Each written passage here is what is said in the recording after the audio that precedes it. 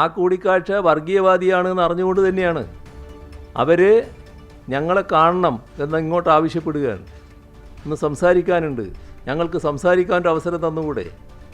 അങ്ങനെ ഒരു ആവശ്യം വന്നപ്പോൾ CPIMൻ്റെ സംസ്ഥാന കമ്മിറ്റി ഓഫീസിൽ വെച്ച് എന്നെ അവർ കണ്ടിട്ടുണ്ട് എന്നുള്ളത് വസ്തുതയാണ്. ആ കണ്ടതിൽ ഒരു തരത്തിലുള്ള ഗുഡ് സർട്ടിഫിക്കറ്റും കൊടുക്കാൻ തയ്യാറായിട്ടില്ല. അവരവരുടെ നിലപാട് വ്യക്തമാക്കാൻ നോക്കി. നിങ്ങൾ മനസ്സിലാക്കേണ്ടത്, അവരുടെ നിലപാട് വ്യക്തമാക്കാൻ വേണ്ടി വന്നപ്പോൾ ഒരു ഘട്ടത്തിൽ അവരുടെ കൂടെ സോൾഡാറ്റിയുടെ യുവാക്കളും ഉണ്ടായിരുന്നു. അപ്പോൾ ഞാൻ അവരോട് അവർ പറഞ്ഞു ഇത് സോൾഡാറ്റിയുടെ നേതാക്കളാണെന്ന് പറഞ്ഞു. അപ്പോൾ ഞാൻ പറഞ്ഞു ഇവരല്ലേ ഏറ്റവും വലിയ സാമൂഹ്യ വിരുദ്ധർ, അവരെ മുഖത്ത് നോക്കി പറഞ്ഞതാ. അപ്പോൾ അവർ പെട്ടെന്ന് ഷോക്കായി. ഞാൻ അങ്ങനെ പറഞ്ഞെന്ന് ചോദിച്ചു. ഞാൻ പറഞ്ഞു ഇവരെല്ലാ നല്ല കാര്യങ്ങളും എതിർക്കുകയല്ലേ, നാട്ടിൽ ഏത് നല്ല കാര്യം വരുമ്പോഴും അതിനെതിരായിട്ടല്ലേ നിന്നുകൊണ്ടിരിക്കുന്നത്. അങ്ങനെ സമീപനം സ്വീകരിക്കുന്നവരല്ലേ സാമൂഹ്യ വിരുദ്ധർ. ആ സാമൂഹ്യ വിരുദ്ധ നിലപാട് സ്വീകരിച്ചുകൊണ്ടാണോ പോകേണ്ടത്? ഞങ്ങളൊന്നും പറയേണ്ട കാര്യങ്ങൾ പറയുന്നതിന് മടി കാണിക്കുന്നവരല്ല കേട്ടോ, അന്നുമില്ല ഇന്നുമില്ല. ചോര തുടിക്കും ചെറുകൈകളെ പേറുക വന്നീ പന്തങ്ങൾ, ഏറിയ തലമുറ ഏന്തിയ പാരിൻ വാരുളി മംഗള കന്തങ്ങൾ. വരും തലമുറയ്ക്ക് മെച്ചപ്പെട്ട ലോകം സമ്മാനിക്കാൻ നാം ഓരോരുത്തരും പ്രതിജ്ഞാബദ്ധരാണെന്ന് ഓർമ്മപ്പെടുത്തലാണ് വൈലോപ്പിള്ളിയുടെ പന്തങ്ങൾ എന്ന കവിത. കേരളം പ്രാദേശിക ഭരണകൂടങ്ങളുടെ ആദ്യഘട്ട തെരഞ്ഞെടുപ്പിലേക്ക് പോകുമ്പോൾ ഈ വരികൾ ഒരിക്കൽ കൂടി ഓർമ്മയിലേക്ക് വരികയാണ്. വികസന മുരടിപ്പിൻ്റെ കെട്ടകാലങ്ങളിൽ നിന്ന് വികസന കുതിപ്പിൻ്റെ പുത്തൻ കാഴ്ചകളിലേക്ക് നടന്നെടുത്ത കേരളത്തെ കൂടുതൽ മെച്ചപ്പെട്ട കേരളമായി വരും തലമുറയ്ക്ക് നൽകാൻ ശേഷിയുള്ളവരെയല്ലേ തിരഞ്ഞെടുക്കേണ്ടത്? തദ്ദേശ തെരഞ്ഞെടുപ്പിൻ്റെ ആദ്യഘട്ടത്തിൻ്റെ പരസ്യപ്രചാരണത്തിന് ഇന്ന് സമാപനമായി. മറ്റന്നാൾ 7 ജില്ലകളിലെ സമ്മതിദായകർ പോളിംഗ് ബൂത്തിലേക്ക് എത്തുമ്പോൾ ഓർത്തു പോകുന്നത് എന്തൊക്കെയാണ്? മറന്നു പോകാനിടയില്ലാത്തതും എന്തൊക്കെയാണ്? പവർക്കട്ടില്ലാത്ത 10 വർഷങ്ങളെക്കുറിച്ച് ഓർക്കണോ? 18 മാസം വരെ പെൻഷൻ കിട്ടാതിരുന്ന കാലങ്ങൾ മറക്കണോ? മാസാമാസം കൃത്യമായി ക്ഷേമ പെൻഷൻ കൈകളിലെത്തുന്ന സന്തോഷകാലങ്ങൾ ഓർക്കണോ? അഴിമതിയുടെ പാലാരിവട്ടം പാലങ്ങൾ താണ്ടിയത് മറക്കണോ? അതോ വികസനത്തിൻ്റെ പുത്തൻ പാതകളിലൂടെ കുതിച്ചു പായുന്നത് ഓർക്കണോ? പാഠപുസ്തകങ്ങൾക്ക് പകരം ഫോട്ടോസ്റ്റാറ്റ് നോക്കി പഠിച്ച അധ്യയന വർഷങ്ങൾ മറക്കണോ?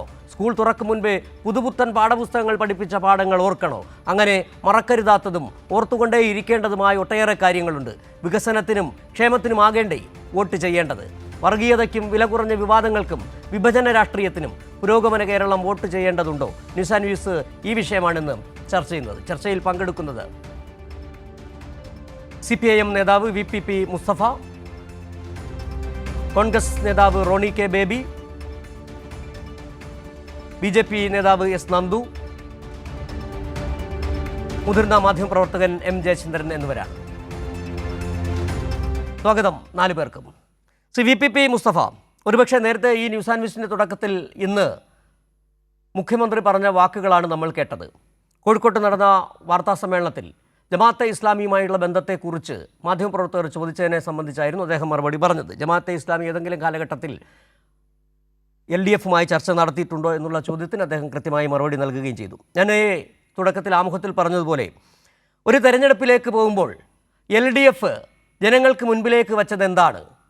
ഈ കഴിഞ്ഞ 1 മാസക്കാലം നീണ്ട പ്രചാരണ പ്രവർത്തനങ്ങൾക്കിടയിൽ ഒട്ടേറെ വിഷയങ്ങൾ ജനങ്ങളുടെ മനസ്സിലേക്ക് ഓർമ്മയിലേക്ക് വരികയും ചെയ്തു. UDF മുന്നോട്ട് വെച്ച ഒരു രാഷ്ട്രീയമുണ്ട്. അത് മതരാഷ്ട്രവാദികളുമായി ചേർന്നുള്ള ഒരു തെരഞ്ഞെടുപ്പ് നിലനിൽപ്പിന് വേണ്ടിയിട്ടുള്ള കൂട്ടുകെട്ടിനെ കുറിച്ചാണ്. അതോടൊപ്പം നിങ്ങൾ LDF മുന്നോട്ട് വെച്ചത് വികസനത്തിൻ്റെയും ക്ഷേമത്തിൻ്റെയും കാഴ്ചപ്പാടുകളെക്കുറിച്ചാണ്. ഇതാണ് പറഞ്ഞുകൊണ്ടിരിക്കുകയും ചെയ്തത്. എന്താത്മവിശ്വാസത്തിലാണ് നിങ്ങൾ ഈ തെരഞ്ഞെടുപ്പിനെ നേരിടുന്നത്?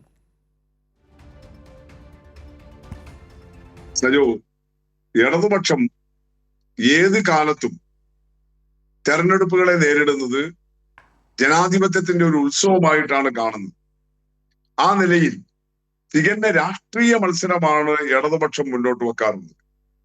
നിങ്ങൾ ഏത് കാലത്തെയും തെരഞ്ഞെടുപ്പിന്റെ രാഷ്ട്രീയ ചരിത്രം എടുത്ത് നോക്കിയാൽ മതി. ഇടതുപക്ഷം മുന്നോട്ട് വെക്കുന്ന ബദൽ വികസന കാഴ്ചപ്പാടുകൾ, അതിനെ അടിസ്ഥാനപ്പെടുത്തിയിട്ടുള്ള ജനങ്ങളുടെ ക്ഷേമം, സമൂഹത്തിന്റെ ജീവിത നിലവാരം ഉയർത്തുന്നതിന് വേണ്ടിയിട്ടുള്ള നടപടികൾ, ഇതൊക്കെയാണ് ഞങ്ങളുടെ എക്കാലത്തെയും തെരഞ്ഞെടുപ്പ് അജണ്ട. അതുകൊണ്ട് ഈ തെരഞ്ഞെടുപ്പിൽ അതിൽ തന്നെ ഊന്നിക്കൊണ്ടാണ് ജനങ്ങളുടെ ക്ഷേമവും നാടിന്റെ വികസനവും, ഇതാണ് ഞങ്ങളുടെ അടിസ്ഥാന നിലപാട്. അത് ഏറ്റവും ശക്തമായി അവതരിപ്പിക്കാനുള്ള നല്ല സാഹചര്യവുമാണ് ഇടതുപക്ഷത്തെ സംബന്ധിച്ചിടത്തോളം ഉള്ളത്. കഴിഞ്ഞ 9 വർഷമായി അധികാരത്തിലിരിക്കുന്ന LDF ഗവൺമെന്റിന്റെ ഭരണ നേട്ടങ്ങൾ, LDF ഗവൺമെന്റ് ആവിഷ്കരിച്ച ക്ഷേമവും വികസനവും ഉറപ്പുവരുത്തുന്നതിനുള്ള നടപടികൾ തദ്ദേശ സ്വയംഭരണ സ്ഥാപനങ്ങളിലൂടെ അതിശക്തമായി നടപ്പിലാക്കാൻ വേണ്ടി കഴിഞ്ഞത്. അതുവഴി തദ്ദേശ സ്വയംഭരണ സ്ഥാപനങ്ങളെ വെറുമൊരു ഇംപ്ലിമെന്റിംഗ് ഏജൻസി എന്നതിനു പകരം പ്രാദേശിക സർക്കാരുകളായി ശാക്തീകരിക്കാൻ കഴിഞ്ഞിരിക്കുന്നു. അങ്ങനെ സംസ്ഥാന ഗവൺമെന്റിന്റെ LDF ഗവൺമെന്റിന്റെ നേട്ടങ്ങൾ, ആ നേട്ടങ്ങൾ താഴെ തട്ടിൽ അരക്കിട്ടുറപ്പിക്കാൻ തദ്ദേശ സ്വയംഭരണ സ്ഥാപനങ്ങളെ പ്രാദേശിക സർക്കാരുകളായി വികസിപ്പിക്കാൻ കഴിഞ്ഞു. ഇതിൽ നിന്നുകൊണ്ടാണ് ഞങ്ങൾ ഈ തെരഞ്ഞെടുപ്പിനെ നേരിടുന്നത്. അത് തുടക്കം മുതൽ ഞങ്ങൾ ആ നിലപാട് തന്നെയാണ് എടുത്തിട്ടുള്ളത്, ഞങ്ങൾ ആ സമീപനം തന്നെയാണ് ഉയർത്തിപ്പിടിച്ചിട്ടുള്ളത്. എന്നാൽ ദൗർഭാഗ്യവശാൽ പ്രതിപക്ഷത്ത് നിന്ന് നമ്മൾ കണ്ടത് എന്താണ്? UDFും BJPയും രണ്ടുപേരും ഒക്കെ ചങ്ങായിമാരായി നിന്ന് പതിവ് പോലെ 4 വോട്ടിന് വേണ്ടി അതിസങ്കുചിതമായ വർഗീയ നിലപാടുകളിലേക്ക് പോവുകയാണ്. മതം, സമുദായം, വിശ്വാസം ഇത്തരം ചിഹ്നങ്ങളെ ഉപയോഗപ്പെടുത്തിക്കൊണ്ട് എങ്ങനെയാണ് തങ്ങളുടെ അടിത്തറ ദുർബലമാകാതിരിക്കാൻ എന്തെങ്കിലും വഴിയുണ്ടോ എന്ന അന്വേഷണം BJPയും UDFും ഒരുപോലെ നമ്മുടെ നാട്ടിൽ നടത്തിയത്. അപ്പൊ നിങ്ങൾ നോക്കി, ഈ ഒരു മാസത്തോളമായല്ലോ അതിശക്തമായിട്ട് സ്ഥാനാർത്ഥികളെയൊക്കെ പ്രഖ്യാപിച്ച എല്ലാ മുന്നണികളും മത്സരരംഗത്ത് ഇറങ്ങിയിട്ട് സംസ്ഥാന സർക്കാരിനെതിരായിട്ടുള്ള ഒരു തരത്തിലുമുള്ള ഗൗരവമായ വിമർശനം, ഈ ഭരണത്തെക്കുറിച്ചുള്ള എന്തെങ്കിലും പോരായ്മ, തദ്ദേശ സ്വയംഭരണ സ്ഥാപനങ്ങൾ, അധികാര വികേന്ദ്രീകരണം, ജനകീയാസൂത്രണ പ്രസ്ഥാനം, ഇതിനെക്കുറിച്ചൊന്നും ഒരു ചർച്ചയും പ്രതിപക്ഷത്തിന്റെ ഭാഗത്തുനിന്ന് ഉണ്ടായില്ലല്ലോ. അവിടെ തന്നെ അധികാര വികേന്ദ്രീകരണത്തിന്റെയും ജനകീയാസൂത്രണത്തിന്റെയും എല്ലാം കാര്യത്തിൽ ഇടതുപക്ഷം എടുത്ത നിലപാട് പ്രതിപക്ഷത്തിന് പോലും അംഗീകരിക്കേണ്ടി വന്നിരിക്കുന്നു. കാരണം കേരളത്തിലെ കുറച്ച് തദ്ദേശ സ്വയംഭരണ സ്ഥാപനമെങ്കിലും UDFും BJPയും ഭരിക്കുന്നുണ്ടല്ലോ. അതുകൊണ്ട് അവർക്ക് പോലും നിഷേധിക്കാൻ കഴിഞ്ഞില്ല. അതുകൊണ്ടാണ് ഈ തദ്ദേശ സ്വയംഭരണ തെരഞ്ഞെടുപ്പായിട്ട് പോലും തദ്ദേശ സ്വയംഭരണ സ്ഥാപനങ്ങളുമായി ബന്ധപ്പെട്ട അധികാര വികേന്ദ്രണത്തെയും ജനകീയാസൂത്രണത്തെയും കുറിച്ച്, കുടുംബശ്രീ പ്രസ്ഥാനത്തെ കുറിച്ച് ഒരു തരത്തിലുമുള്ള ചർച്ച, എന്തെങ്കിലും തരത്തിലുള്ള വിമർശനം പ്രതിപക്ഷത്തിന്റെ ഭാഗത്ത് നിന്ന് ഇല്ലാതിരുന്നത്.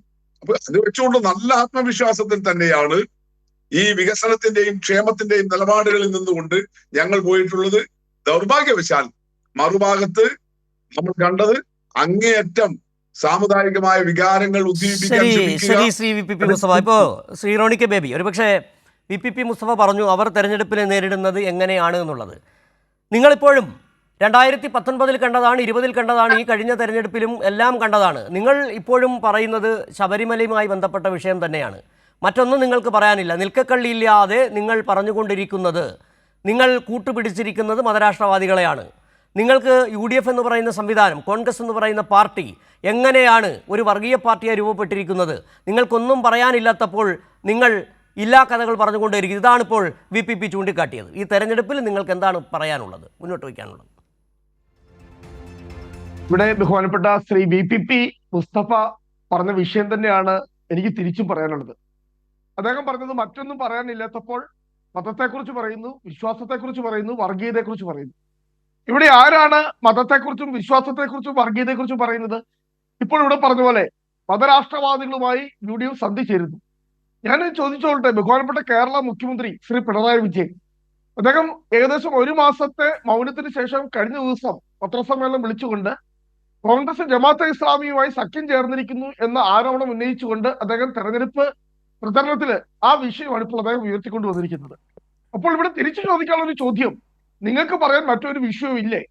ഇവിടെ ബഹുമാനപ്പെട്ട VPP മുസ്തഫ പറഞ്ഞു വികസനവും കരുതലും വികസനവും ജനക്ഷേമ പദ്ധതികളും ഞങ്ങളുടെ വലിയ തെരഞ്ഞെടുപ്പ് അജണ്ടയാണ്. പക്ഷേ ബഹുമാനപ്പെട്ട കേരള മുഖ്യമന്ത്രി അതൊന്നും പറയുന്നില്ല. ഇവിടെ നമ്മൾ കൈരളി ചാനലില് വികസനവും ക്ഷേമ പെൻഷനുകളും പറയുമ്പോൾ ഇവിടെ കേരളത്തിലെ മുഖ്യമന്ത്രി ഉയർത്തിക്കൊണ്ടുവരുന്ന വിഷയം എന്ന് പറയുന്നത് ഇവിടെ മതരാഷ്ട്രവും വർഗീയതയും മതപരമായ വിഷയങ്ങളുമാണ്. ഇവിടെ എന്നോട് ചോദിച്ചതുപോലെ എന്തുകൊണ്ടാണ് UDF ശബരിമല വിഷയത്തിൽ മാത്രം ഊന്നിക്കൊണ്ട്, ഞങ്ങൾ ശബരിമല വിഷയം എന്ന് പറയുന്നത് മറ്റു പല വിഷയങ്ങളിൽ ഒരു വിഷയം മാത്രമാണ്. ഞങ്ങളുടെ തെരഞ്ഞെടുപ്പ് പ്രചരണം എന്ന് പറയുന്നത് സർക്കാരിന്റെ കൃത്യമായിട്ടുള്ള വീഴ്ചകൾ ഓരോ മേഖലയിലും, അത് ഇവിടെ വലിയ ആവേശത്തോടെ നമ്മൾ സംസാരിക്കുന്ന കേട്ടു. ത്രിതല പഞ്ചായത്തുകൾ, ജനകീയാസൂത്രണം, അല്ലെങ്കിൽ ലോക്കൽ സെൽഫ് ഗവൺമെന്റ്, തദ്ദേശ സ്വയംഭരണ സ്ഥാപനം. നമുക്കറിയാം 1988 രാജീവ് ഗാന്ധി ഗവൺമെന്റ് പഞ്ചായത്ത് രാജ് ബില്ല് അത് രാജ്യസഭയിൽ കൊണ്ടുവന്നപ്പോൾ അതിനെതിരെ വോട്ട് ചെയ്തവരാണ് CPM. നിങ്ങളതിന് ചരിത്രമൊന്നും നമ്മൾ മറക്കരുത്. ഇന്ന് ആവേശത്തോടെ തദ്ദേശ സ്വയംഭരണ സ്ഥാപനങ്ങളെ കുറിച്ച് പറയുമ്പോൾ, അധികാര വികേന്ദ്രീകരണത്തെ കുറിച്ച് പറയുമ്പോൾ എന്തായിരുന്നു ഈ ഭരണഘടനയുടെ ഭേദഗതി ബില്ലുകൾ രാജ്യസഭയിൽ കൊണ്ടുവന്നപ്പോൾ CPM സ്വീകരിച്ച നിലപാട് എന്തായിരുന്നു എന്ന് കൂടി നിങ്ങൾ ആത്മപരിശോധന ചെയ്യുക. ഇപ്പോൾ നമുക്കറിയാം 40% ഫണ്ട് ത്രിതല പഞ്ചായത്തുകൾക്ക് പദ്ധതി വിഹിതമായി നൽകുന്നുണ്ട്. ഇവിടെ സംസ്ഥാന സർക്കാർ ഈ കഴിഞ്ഞ 5 വർഷത്തെ കണക്കുകൾ നിങ്ങൾ പരിശോധിക്കുക. ഇവിടുത്തെ പല വിഷയങ്ങൾ, കാരണം ഇപ്പോൾ നമ്മൾ സംസാരിക്കാൻ പോയി കഴിഞ്ഞാൽ ഒരുപാട് വിഷയങ്ങൾ മണിക്കൂറുകൾ ചർച്ച ചെയ്താലും തീരാത്ത വിഷയങ്ങളാണ് ഈ സംസ്ഥാന സർക്കാരിനെതിരെ കഴിഞ്ഞ ഏതാനും മാസങ്ങളായി, ഏതാനും ദിവസങ്ങളായി ഇവിടെ ഉയർത്തിക്കൊണ്ടുവന്നിരിക്കുന്നത്. ഒന്ന് മാത്രമാണ് ശബരിമല. ഞങ്ങൾക്ക് ശബരിമല മാത്രമല്ല, ഞങ്ങൾക്ക് ഒരുപാട് വിഷയങ്ങളുണ്ട്. പക്ഷെ ശബരിമല എന്ന് പറയുന്നത് നമുക്ക് അങ്ങനെ കയ്യും കെട്ടി നോക്കി നിൽക്കുവാനായിട്ട് സർക്കാർ അവിടെ കൊള്ളമർത്തുമ്പോൾ ഇല്ലേ, ഇനിയും പരസ്യമായിട്ട് ഈ ശബരിമല വിഷയത്തിൽ CPM ന്യായീകരിക്കുന്നത് കേൾക്കുമ്പോൾ എനിക്ക് വല്ലാത്ത അത്ഭുതം തോന്നുകയാണ്. CPM-ന്റെ 2 മുതിർന്ന നേതാക്കൾ, രണ്ട് മുൻ ദേവസ്വം ബോർഡ് പ്രസിഡന്റുമാര്, അവര് 2 ദേവസ്വം ബോർഡ് പ്രസിഡന്റുമാർ മാത്രമല്ല CPM-ന്റെ ഏറ്റവും മുതിർന്ന നേതാക്കളാണ്. ഒരാൾ ഒരു മുൻ MLA ആണ്, ഒരാൾ ഒരു മുൻ മന്ത്രിയുടെ പ്രൈവറ്റ് സെക്രട്ടറി ആണ്. രണ്ടുപേരും CPM-ന്റെ ഉന്നത നേതാക്കളുമായി അത്ര അടുത്ത ബന്ധമുള്ളവരാണ്. 2 ആളുകൾ ജയിലിൽ കിടക്കുമ്പോഴും ഇത് പറയുകയാണ് ഈ പറയുന്ന ശബരിമല വിഷയം എന്ന് പറയുന്നത് ഒരു പ്രധാനപ്പെട്ട വിഷയമല്ല. ഞാൻ പറഞ്ഞതുപോലെ ഞങ്ങൾക്ക് ശബരിമല വിഷയം മാത്രമല്ല, ത്രിതല പഞ്ചായത്തുകളെ ഇവിടെ കൊണ്ടുവരാൻ വേണ്ടി ശ്രമിക്കുന്നു. ത്രിതല പഞ്ചായത്തുകൾക്ക് അനുവദിച്ച ഫണ്ടുകൾ എത്രയോ വകമാറ്റിയിരിക്കുന്നു.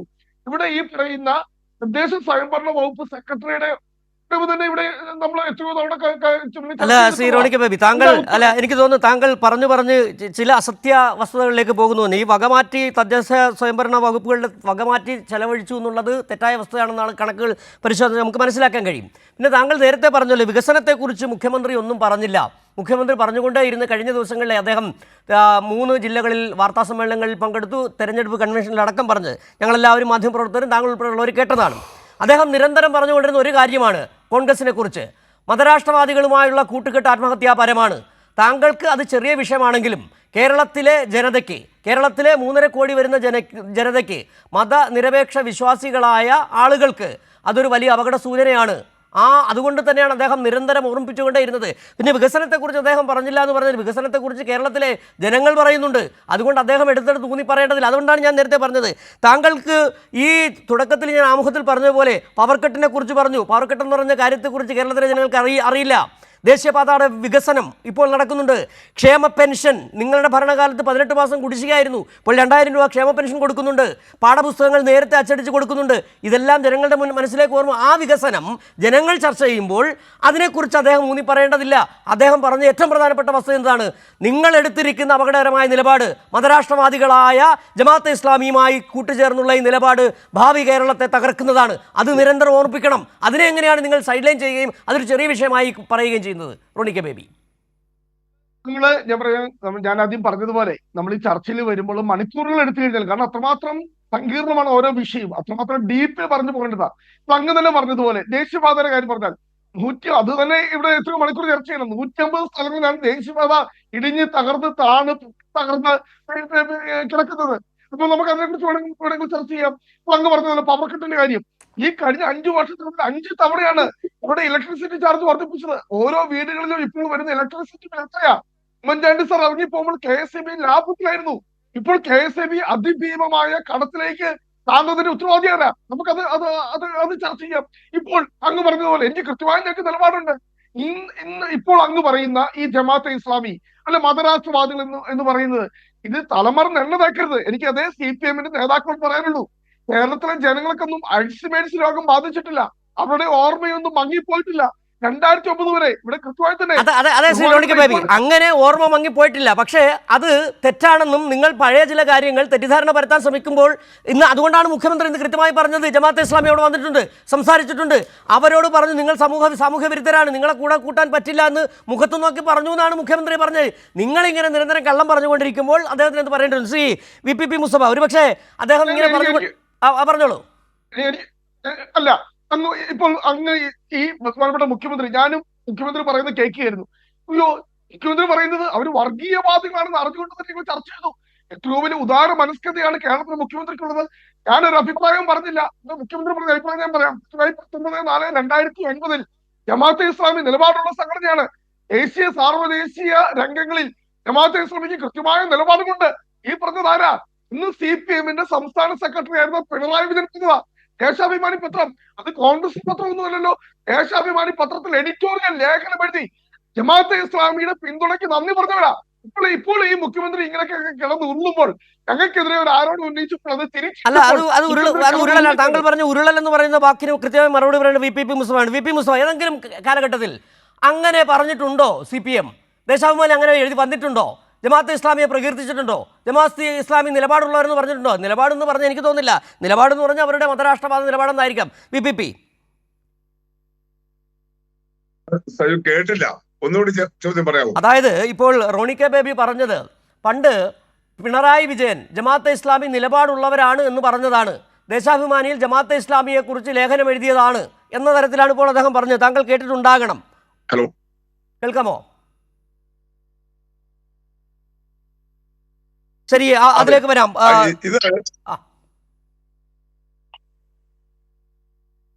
ഇത് നമ്മുടെ മുമ്പിൽ കേൾക്കാമല്ലോ? കേൾക്കാം, പറഞ്ഞോളൂ.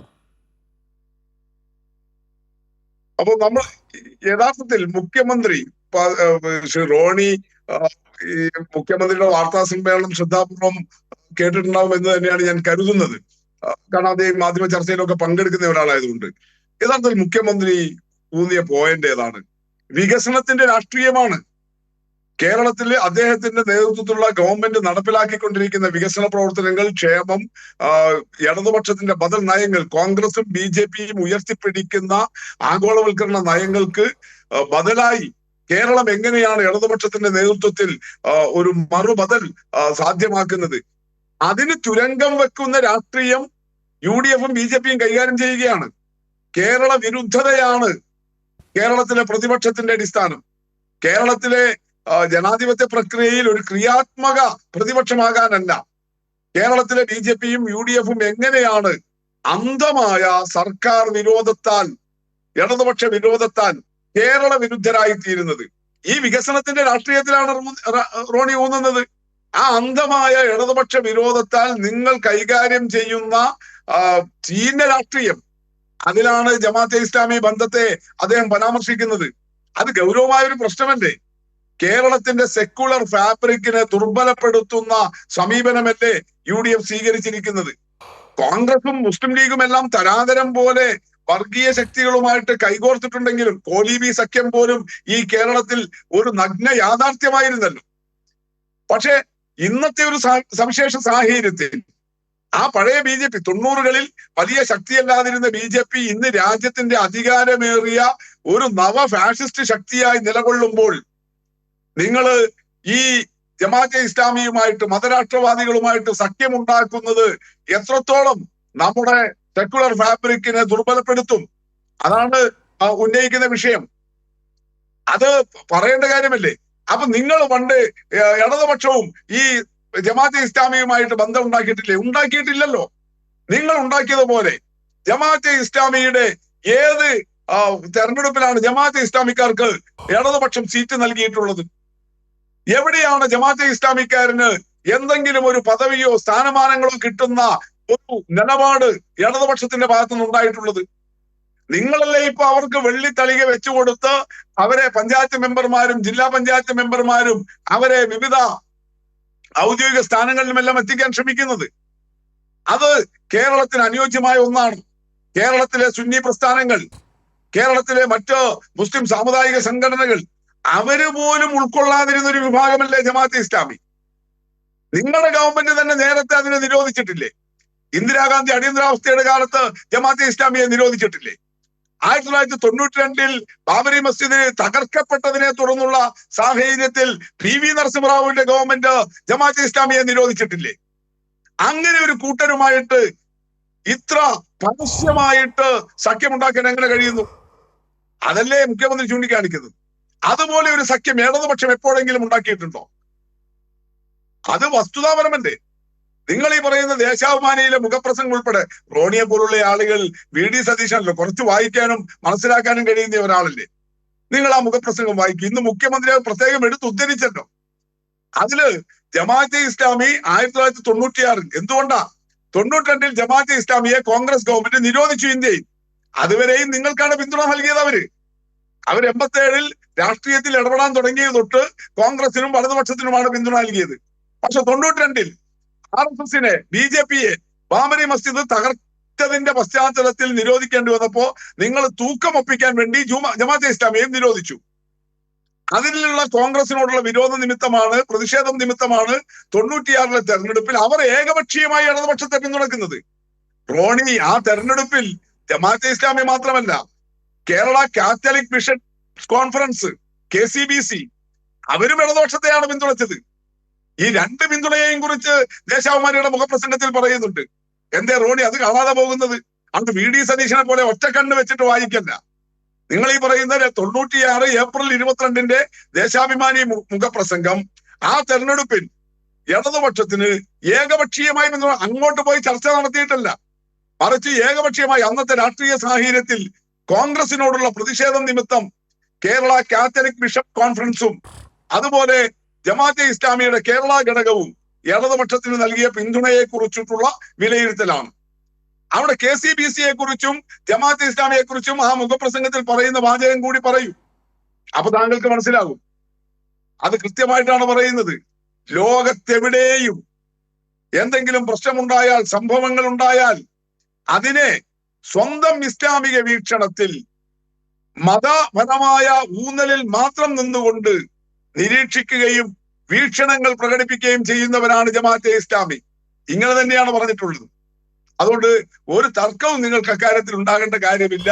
CPIM-നോ ഇടതുപക്ഷത്തിനോ അങ്ങോട്ട് പോയി ചർച്ച ചെയ്ത് സീറ്റും സ്ഥാനമാനങ്ങളും കൊടുത്ത് ജമാഅത്തെ ഇസ്ലാമിയുമായി സഖ്യമുണ്ടാക്കിയ ഒരു സാഹചര്യമേ ഇല്ല. താങ്കൾ പറഞ്ഞ ഒരുപക്ഷെ എനിക്ക് റോണി കെ ബേബിക്ക് ആ വസ്തുതകൾ വളച്ചൊടിക്കാൻ ശ്രമിച്ചതിൽ കൃത്യമായ കാര്യങ്ങൾ ബോധ്യപ്പെട്ടുണ്ട്. ഏതായാലും താങ്കളിലേക്ക് തിരികെ വരാം. ശ്രീ നന്ദു, ഒരുപക്ഷെ ഇപ്പോൾ VPP മുസ്തഫ പറഞ്ഞതിൽ വളരെ പ്രധാനപ്പെട്ട കാര്യങ്ങളിലൊന്ന് BJPയും UDF, അത് NDA സംവിധാനവും UDF-ഉം കേരള വിരുദ്ധരാണ്. നിങ്ങളെന്താണ് ഈ തെരഞ്ഞെടുപ്പിൽ ജനങ്ങളോട് പറയുന്നത്? നിങ്ങൾ എന്ത് ആത്മവിശ്വാസത്തിലാണ് ഈ തെരഞ്ഞെടുപ്പിനെ നേരിടുന്നത്? തദ്ദേശ സ്വയംഭരണ തെരഞ്ഞെടുപ്പുമായി ബന്ധപ്പെട്ടൊരു ചർച്ചയിൽ ഈ ചർച്ചയുടെ ഏതാണ്ടൊരു 40% സമയം ഈ പറയുന്ന ജമാഅത്തെ ഇസ്ലാമിയും വർഗീയതയും കുറിച്ചാണ് ഇടതുപക്ഷവും വലതുപക്ഷവും തമ്മിൽ കൈകോർത്ത് നിന്നത്, അല്ലെ പോരടിച്ചത്. ഇതിനകത്ത് നമ്മൾ മനസ്സിലാക്കേണ്ടത്, ഈ പറയുന്ന ഇടതുപക്ഷം, നല്ല വിശുദ്ധ പശുക്കളാവാൻ ശ്രമിക്കുന്ന ഇടതുപക്ഷം ഉണ്ടല്ലോ, ആ ഇടതുപക്ഷത്തിന് കോട്ടയം ജില്ലയിൽ അവിടെ PDPയുടെ ഒരു ജില്ലാ പ്രസിഡന്റിന് ഇടതുപക്ഷത്തിൻ്റെ ബാനറിൽ, LDF-ൻ്റെ ബാനറിൽ തന്നെ കോട്ടയത്ത് മത്സരിപ്പിക്കുന്നുണ്ട്. ഞാൻ എൻ്റെ കയ്യിലുണ്ടാവുന്ന രണ്ടാമത്തെ ഫോൺ എൻ്റെ കയ്യിലില്ലാത്തതുകൊണ്ട്, ഇല്ലെങ്കിൽ ഞാൻ ആ പോസ്റ്റർ കാണിക്കാമായിരുന്നു. അപ്പോൾ ഇതാണ് ഇടതുപക്ഷത്തിൻ്റെ വർഗീയ വിരുദ്ധ മുഖം. ജമാഅത്തെ ഇസ്ലാമിയുടെ മാത്രമല്ല, ഈ നിയമത്ത് ജയിച്ചു കയറാൻ വേണ്ടിയിട്ട് SDPIയുടെ ഉൾപ്പെടെയുള്ള ഭീകര സംഘടനകളുടെ വോട്ട് വാങ്ങിയ പാർട്ടിയാണ് ഈ പറയുന്ന ഇടതുപക്ഷം. ഞാൻ അതിലേക്ക് പോകാൻ വേണ്ടിയിട്ട് ആഗ്രഹിക്കുന്നു. ആ ഒരു ചർച്ചയിലേക്ക് പോവുക എന്നുള്ളതല്ല എൻ്റെ ഉത്തരവാദിത്വം. ഞാൻ പറഞ്ഞതുകൊണ്ട്, അതങ്ങനെ പറയുന്നത് കേട്ടപ്പോൾ, അങ്ങനെ വിശുദ്ധ പശുവാവാൻ ശ്രമിച്ചപ്പോൾ അതൊന്ന് കോട്ട് ചെയ്തു എന്നുള്ളത് മാത്രമേ ഉള്ളൂ. ഈ തദ്ദേശ സ്വയംഭരണ തെരഞ്ഞെടുപ്പിൽ നമ്മൾ BJP എന്ന് പറയുന്ന സംഘടന, അല്ലെങ്കിൽ NDA എന്ന് പറയുന്ന മുന്നണി ചർച്ച ചെയ്യിപ്പിക്കാൻ ആഗ്രഹിക്കുന്നതും ചർച്ച ചെയ്തതും ഈ കഴിഞ്ഞ ഇന്ന് കൊട്ടിക്കലാശം കഴിയുമ്പോൾ എല്ലാ സ്ഥലങ്ങളിലും, അത് ഗ്രാമപഞ്ചായത്തുകളിലായാലും മുനിസിപ്പാലിറ്റികളിലായാലും ബ്ലോക്ക് പഞ്ചായത്തുകളിലായാലും ജില്ലാ പഞ്ചായത്തുകളിലായാലും കോർപ്പറേഷനുകളായാലും നമ്മൾ ചർച്ച ചെയ്യാൻ ആഗ്രഹിച്ചത് വികസനത്തെക്കുറിച്ചായിരുന്നു. ആ വികസനം ഞങ്ങൾ കൃത്യമായി ജനങ്ങൾക്കിടയിൽ ചർച്ച ചെയ്യിപ്പിച്ചിട്ടുണ്ട്. ഞാനൊക്കെ ചിന്തിച്ചിരുന്നത്, ഈ തെരഞ്ഞെടുപ്പിൽ വാഗ്ദാനങ്ങൾ കൊടുക്കുമ്പോഴാണ് കപട വാഗ്ദാനങ്ങൾ കൊടുക്കുന്നത് LDF എന്നൊക്കെയാണ്. LDF-ഉം UDF-ഉം വാഗ്ദാനങ്ങൾ കൊടുക്കുമ്പോൾ കപട വാഗ്ദാനങ്ങൾ ഒരുപാട് കൊടുക്കാറുണ്ട്. അപ്പോൾ ആ കപട വാഗ്ദാനങ്ങൾ ഞാൻ ഒരുപാട് കാലഘട്ടത്തിൽ കേട്ടിട്ടുമുണ്ട്. പക്ഷേ അത്തരം കപട വാഗ്ദാനങ്ങൾ കൊടുക്കുന്നത് ഞാൻ കേട്ടിട്ടുണ്ട്. പക്ഷേ ഒരു സമൂഹത്തിനും, ഇത് തിരുവനന്തപുരം നഗരസഭയിലെ LDF എന്ന് പറയുന്ന 45 വർഷക്കാലം തിരുവനന്തപുരം നഗരസഭ ഭരിച്ചിരുന്ന ഒരു സംഘടന, അല്ലെങ്കിൽ ഒരു രാഷ്ട്രീയ സംവിധാനം, അല്ലെങ്കിൽ ഭരണസമിതി അവരച്ചടിച്ച് പുറത്ത് ഇറക്കി ഇവിടുത്തെ സാധാരണക്കാരന് വായിക്കാൻ കൊടുത്തിട്ടുള്ള അവരുടെ വികസന രേഖയാണ്. ഈ വികസന രേഖ തുറക്കുമ്പോൾ ഇതിനകത്ത് ശ്രീ പിണറായി വിജയൻ, കേരളത്തിൻ്റെ മുഖ്യമന്ത്രിയുടെ ഒരു ആമുഖമുണ്ട്. അത് കഴിഞ്ഞാൽ ഇതിനകത്ത് ശ്രീമതി ആര്യ രാജേന്ദ്രൻ, ഇന്ന് ഒരു പൊതുവേദിയിൽ നമുക്ക് കാണാൻ കഴിയാത്ത 5 വർഷം ദീർഘമായിട്ടുള്ള വികസന പ്രവർത്തനങ്ങൾ നടത്തിയെന്ന് ഇതിനകത്ത് എഴുതിയിരിക്കുന്ന ഇദ്ദേഹത്തെ തിരുവനന്തപുരത്തെ ഒരു പൊതുവേദിയിലും ഒരു സാധാരണപ്പെട്ട കൗൺസിലർ തെരഞ്ഞെടുപ്പിലെ ഒരു വാർഡിലും നമ്മൾ കണ്ടിട്ടില്ല. ഞാൻ അതിനെ കോട്ട് ചെയ്യുന്നില്ല. ഇതിനകത്ത് ശ്രീമതി ആര്യ രാജേന്ദ്രൻ മൊത്തം ഒരു 8 പാരഗ്രാഫായിട്ടാണ് എഴുതിയിരിക്കുന്നത്. അതിനകത്ത് 3 പാരഗ്രാഫിനകത്താണ് വികസനത്തെക്കുറിച്ച് അദ്ദേഹം എഴുതിയിരിക്കുന്നത്. ഈ 3 പാരഗ്രാഫ് വായിച്ചു നോക്കുന്ന മലയാളിക്ക് ഞാൻ 1-2 ഡോക്യുമെൻ്റ് കൂടി തരാം. ഇത് തിരുവനന്തപുരം കോർപ്പറേഷനിലെ സ്മാർട്ട് സിറ്റി അവരുടെ പദ്ധതി നടപ്പിലാക്കിയതിൻ്റെ ആ ഡാഷ്ബോർഡിൽ നിന്ന് നമുക്കെല്ലാവർക്കും എടുക്കാം. ഞാൻ എൻ്റെ രാഷ്ട്രീയ സ്വാധീനം ഉപയോഗിച്ചെടുത്തതല്ല, അല്ലാതെ തന്നെ നമുക്ക് എടുക്കാൻ സാധിക്കുന്ന ഒരു അവരുടെ പദ്ധതി നിർവഹണത്തിൻ്റെ ചാർട്ടാണ്. ഇതിനകത്ത് തുക അടക്കമുണ്ട്. അപ്പോൾ ഈ ചാർട്ട് എടുക്കുക, എന്നതിന് ശേഷം ഇതിലെ ഓരോ പേജുകളായി ഇങ്ങനെ മറിച്ച് നോക്കുക. ഇതിനകത്ത് ആദ്യത്തെ ഗ്രീൻ സിറ്റി എന്ന് പറഞ്ഞ് എഴുതിയിരിക്കുന്നത് KSRTCക്ക് വാങ്ങി നൽകിയിട്ടുള്ള 115 ബസ്സുകളുടെ കണക്കാണ് എഴുതിയിരിക്കുന്നത്. ഇതിനകത്ത് ഒരിടത്ത് പോലും ഇത് സ്മാർട്ട് സിറ്റിയുടെ പദ്ധതിയാണെന്നോ ഇത് കേന്ദ്ര സഹായത്തോടു കൂടി നടപ്പിലാക്കിയ പദ്ധതിയാണെന്നോ കേന്ദ്രം ഏതാണ്ട് 60 കോടി രൂപ ഇതിന് മുടക്കിയിട്ടുണ്ടെന്നോ ഈ എഴുതിയിരിക്കുന്ന മാറ്ററുകളിലൊന്നും അവർ ആമുഖം എഴുതിയതിലുമില്ല, ഇതിനകത്തുമില്ല. ഇതിനകത്ത് ഈ ബസ്സിനകത്തേക്ക് നമ്മളൊന്ന് സൂക്ഷിച്ച് നോക്കിയാൽ സ്മാർട്ട് സിറ്റിയുടെ ലോഗോ കാണാം. ഒന്ന്. രണ്ടാമത്തത് വളരെ സുന്ദരമായിട്ടുള്ളൊരു ചിത്രമാണ്, നിങ്ങൾക്ക് എല്ലാവർക്കും കാണാൻ സാധിക്കുന്നുണ്ടാവും. കരമന കളിയിക്കാവുള്ള പാതയിൽ വെച്ചിട്ടുള്ള LED ലൈറ്റുകളെ സംബന്ധിച്ചാണ്. കേന്ദ്ര സർക്കാർ പദ്ധതിയാണ്. എമൗണ്ട് ഞാൻ ഇതിൻ്റെ സൈഡിൽ എഴുതിയിട്ടുണ്ട്. മൂന്നാമത്തത് ഈ ഓട്ടോയാണ്, താഴെ നിങ്ങൾക്ക് കാണാൻ സാധിക്കും ഈ ഓട്ടോയാണ്. ഇതും കേന്ദ്ര സർക്കാർ പദ്ധതിയാണ്. എമൗണ്ട് ഞാൻ അവിടെ എഴുതിയിട്ടുണ്ട്. ഇനി 4ാമത്തെ പേജിലേക്ക് ഓരോ വികസനങ്ങളായി എഴുതി വരുമ്പോഴത്തേക്ക് 4ാമത്തെ പേജിലേക്ക് പോകുമ്പോൾ സൗജന്യ കുടിവെള്ള പദ്ധതി ജൽജീവൻ മിഷൻ വഴി കൊടുത്തിട്ടുള്ള സൗജന്യ കുടിവെള്ള പദ്ധതി കേന്ദ്ര സർക്കാരിൻ്റെ പദ്ധതിയാണ്. ഒരു മെൻഷനും അതിനകത്തില്ല. രണ്ടാമത്തത് കുടിവെള്ള കിയോസ്കുകൾ 25 കുടിവെള്ള കിയോസ്കുകൾ വെച്ചു. സ്മാർട്ട് സിറ്റി പദ്ധതിയാണ്. എമൗണ്ട് ഞാൻ സൈഡിൽ എഴുതിയിട്ടുണ്ട്. തൊട്ടടുത്ത് സ്മാർട്ട് റോഡുകൾ, തിരുവനന്തപുരത്ത് നിർമ്മിച്ചിട്ടുള്ള സ്മാർട്ട് റോഡുകൾ കേന്ദ്ര സർക്കാർ പദ്ധതി, സ്മാർട്ട് സിറ്റി പദ്ധതി, എമൗണ്ട് ഞാൻ എഴുതിയിട്ടുണ്ട്. ഇതുപോലെ ഞാൻ ഇനി പറയാൻ തുടങ്ങിയാൽ ഈ ചർച്ചയുടെ ഒരു സിംഹഭാഗം ഞാൻ ഇങ്ങനെ എടുക്കേണ്ടി വരും. എനിക്ക് തോന്നുന്ന ഒരു കാര്യമുണ്ടല്ലോ, ഈ പറയുന്നത് കേട്ട് കഴിഞ്ഞാൽ എനിക്ക് തോന്നുന്നു തിരുവനന്തപുരം നഗരത്തിന് വേണ്ടി കേന്ദ്ര സർക്കാർ, അങ്ങനെയാണല്ലോ നന്ദു പറഞ്ഞു വരുന്നത്. നന്ദു, ഈ പൈസ എന്ന് പറയുന്നത് തിരുവനന്തപുരം നഗരവാസികൾക്ക് കൂടി ടാക്സ് കൊടുത്തിട്ടാണ് കേന്ദ്ര സർക്കാർ ഈ പണം ചെലവഴിക്കുന്നത്. സ്മാർട്ട് സിറ്റി പദ്ധതി ആയാലും ഈ ദേശീയപാത വികസനം, നമുക്ക് കൂടുതൽ കാര്യങ്ങളിലേക്ക് വരാം. ഇപ്പോൾ നന്ദുവിനോട് ഞാൻ ആദ്യം ചോദിച്ച ചോദ്യം, നിങ്ങൾ എന്ത് ആത്മവിശ്വാസത്തിലാണ് ഈ തെരഞ്ഞെടുപ്പിനെ നേരിടുന്നത്? നിങ്ങൾ തെരഞ്ഞെടുപ്പിൽ നേരിടുകയാണല്ലോ. ഇപ്പോൾ പറയാം, ആദ്യം VPP മുസ്തഫ പറഞ്ഞത് ഈ വികസനക്ഷേമ പ്രവർത്തനങ്ങൾ മുൻനിർത്തിയാണ് വോട്ട് നേടുന്നതെന്ന് പറഞ്ഞു. അതോടൊപ്പം തന്നെയാണ് ഇപ്പോൾ റോണി കെ ബേബി കോൺഗ്രസ് പ്രതിനിധി പറഞ്ഞത് സംസ്ഥാന സർക്കാരിനെതിരായ വിധിയെഴുത്താണെന്ന് പറയുകയും ചെയ്തു.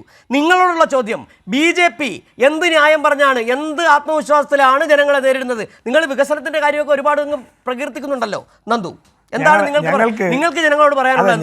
നിങ്ങൾക്ക് എന്തുകൊണ്ട് വോട്ട് ചെയ്യണം? അതെ, ഞങ്ങൾക്ക് തിരുവനന്തപുരത്തെ ജനങ്ങളോട് പറയാനുള്ള വികസന രേഖ CPM-ന്റെ ചെലവിൽ അച്ചടിച്ച് വിതരണം ചെയ്തിട്ടുണ്ട് തിരുവനന്തപുരത്ത്. കാരണം ഇതിനകത്ത് ഒരു പദ്ധതി പോലും, ഒരൊറ്റ പദ്ധതി, സിംഗിൾ പദ്ധതി പോലും, ഈ വികസന രേഖ മുഴുവൻ നിങ്ങൾ വായിച്ചാൽ ഒരു സിംഗിൾ പദ്ധതി പോലും LDFന്റെ 45 വർഷക്കാലം തിരുവനന്തപുരം ഭരിച്ച ഈ LDFന്റെ സർക്കാർ നടപ്പിലാക്കിയ ഒരു സിംഗിൾ പദ്ധതി പോലും ഈ വികസന രേഖയ്ക്കകത്തില്ല. ഈ വികസന രേഖ മുഴുവൻ ഞാൻ ഈ പറഞ്ഞ 2 ഡാഷ്ബോർഡിൽ നിന്ന് കിട്ടുന്ന കണക്കുകളുമായി നിങ്ങളൊന്ന് ക്രോസ് മാച്ച് ചെയ്ത് കഴിഞ്ഞാൽ ഇത് മുഴുവൻ കേന്ദ്ര സർക്കാർ പദ്ധതികളാണ്. ഞാൻ നേരത്തെ പറഞ്ഞല്ലോ, താങ്കൾ ചോദിച്ച ചോദ്യത്തിൻ്റെ മറുപടിയായി തന്നെ പറയാം, ഈ കേന്ദ്ര സർക്കാർ പദ്ധതികളൊന്നും ഔദാര്യമാണ് എന്ന് ഞങ്ങൾ ആരും ഒരിടത്തും പറഞ്ഞിട്ടില്ല.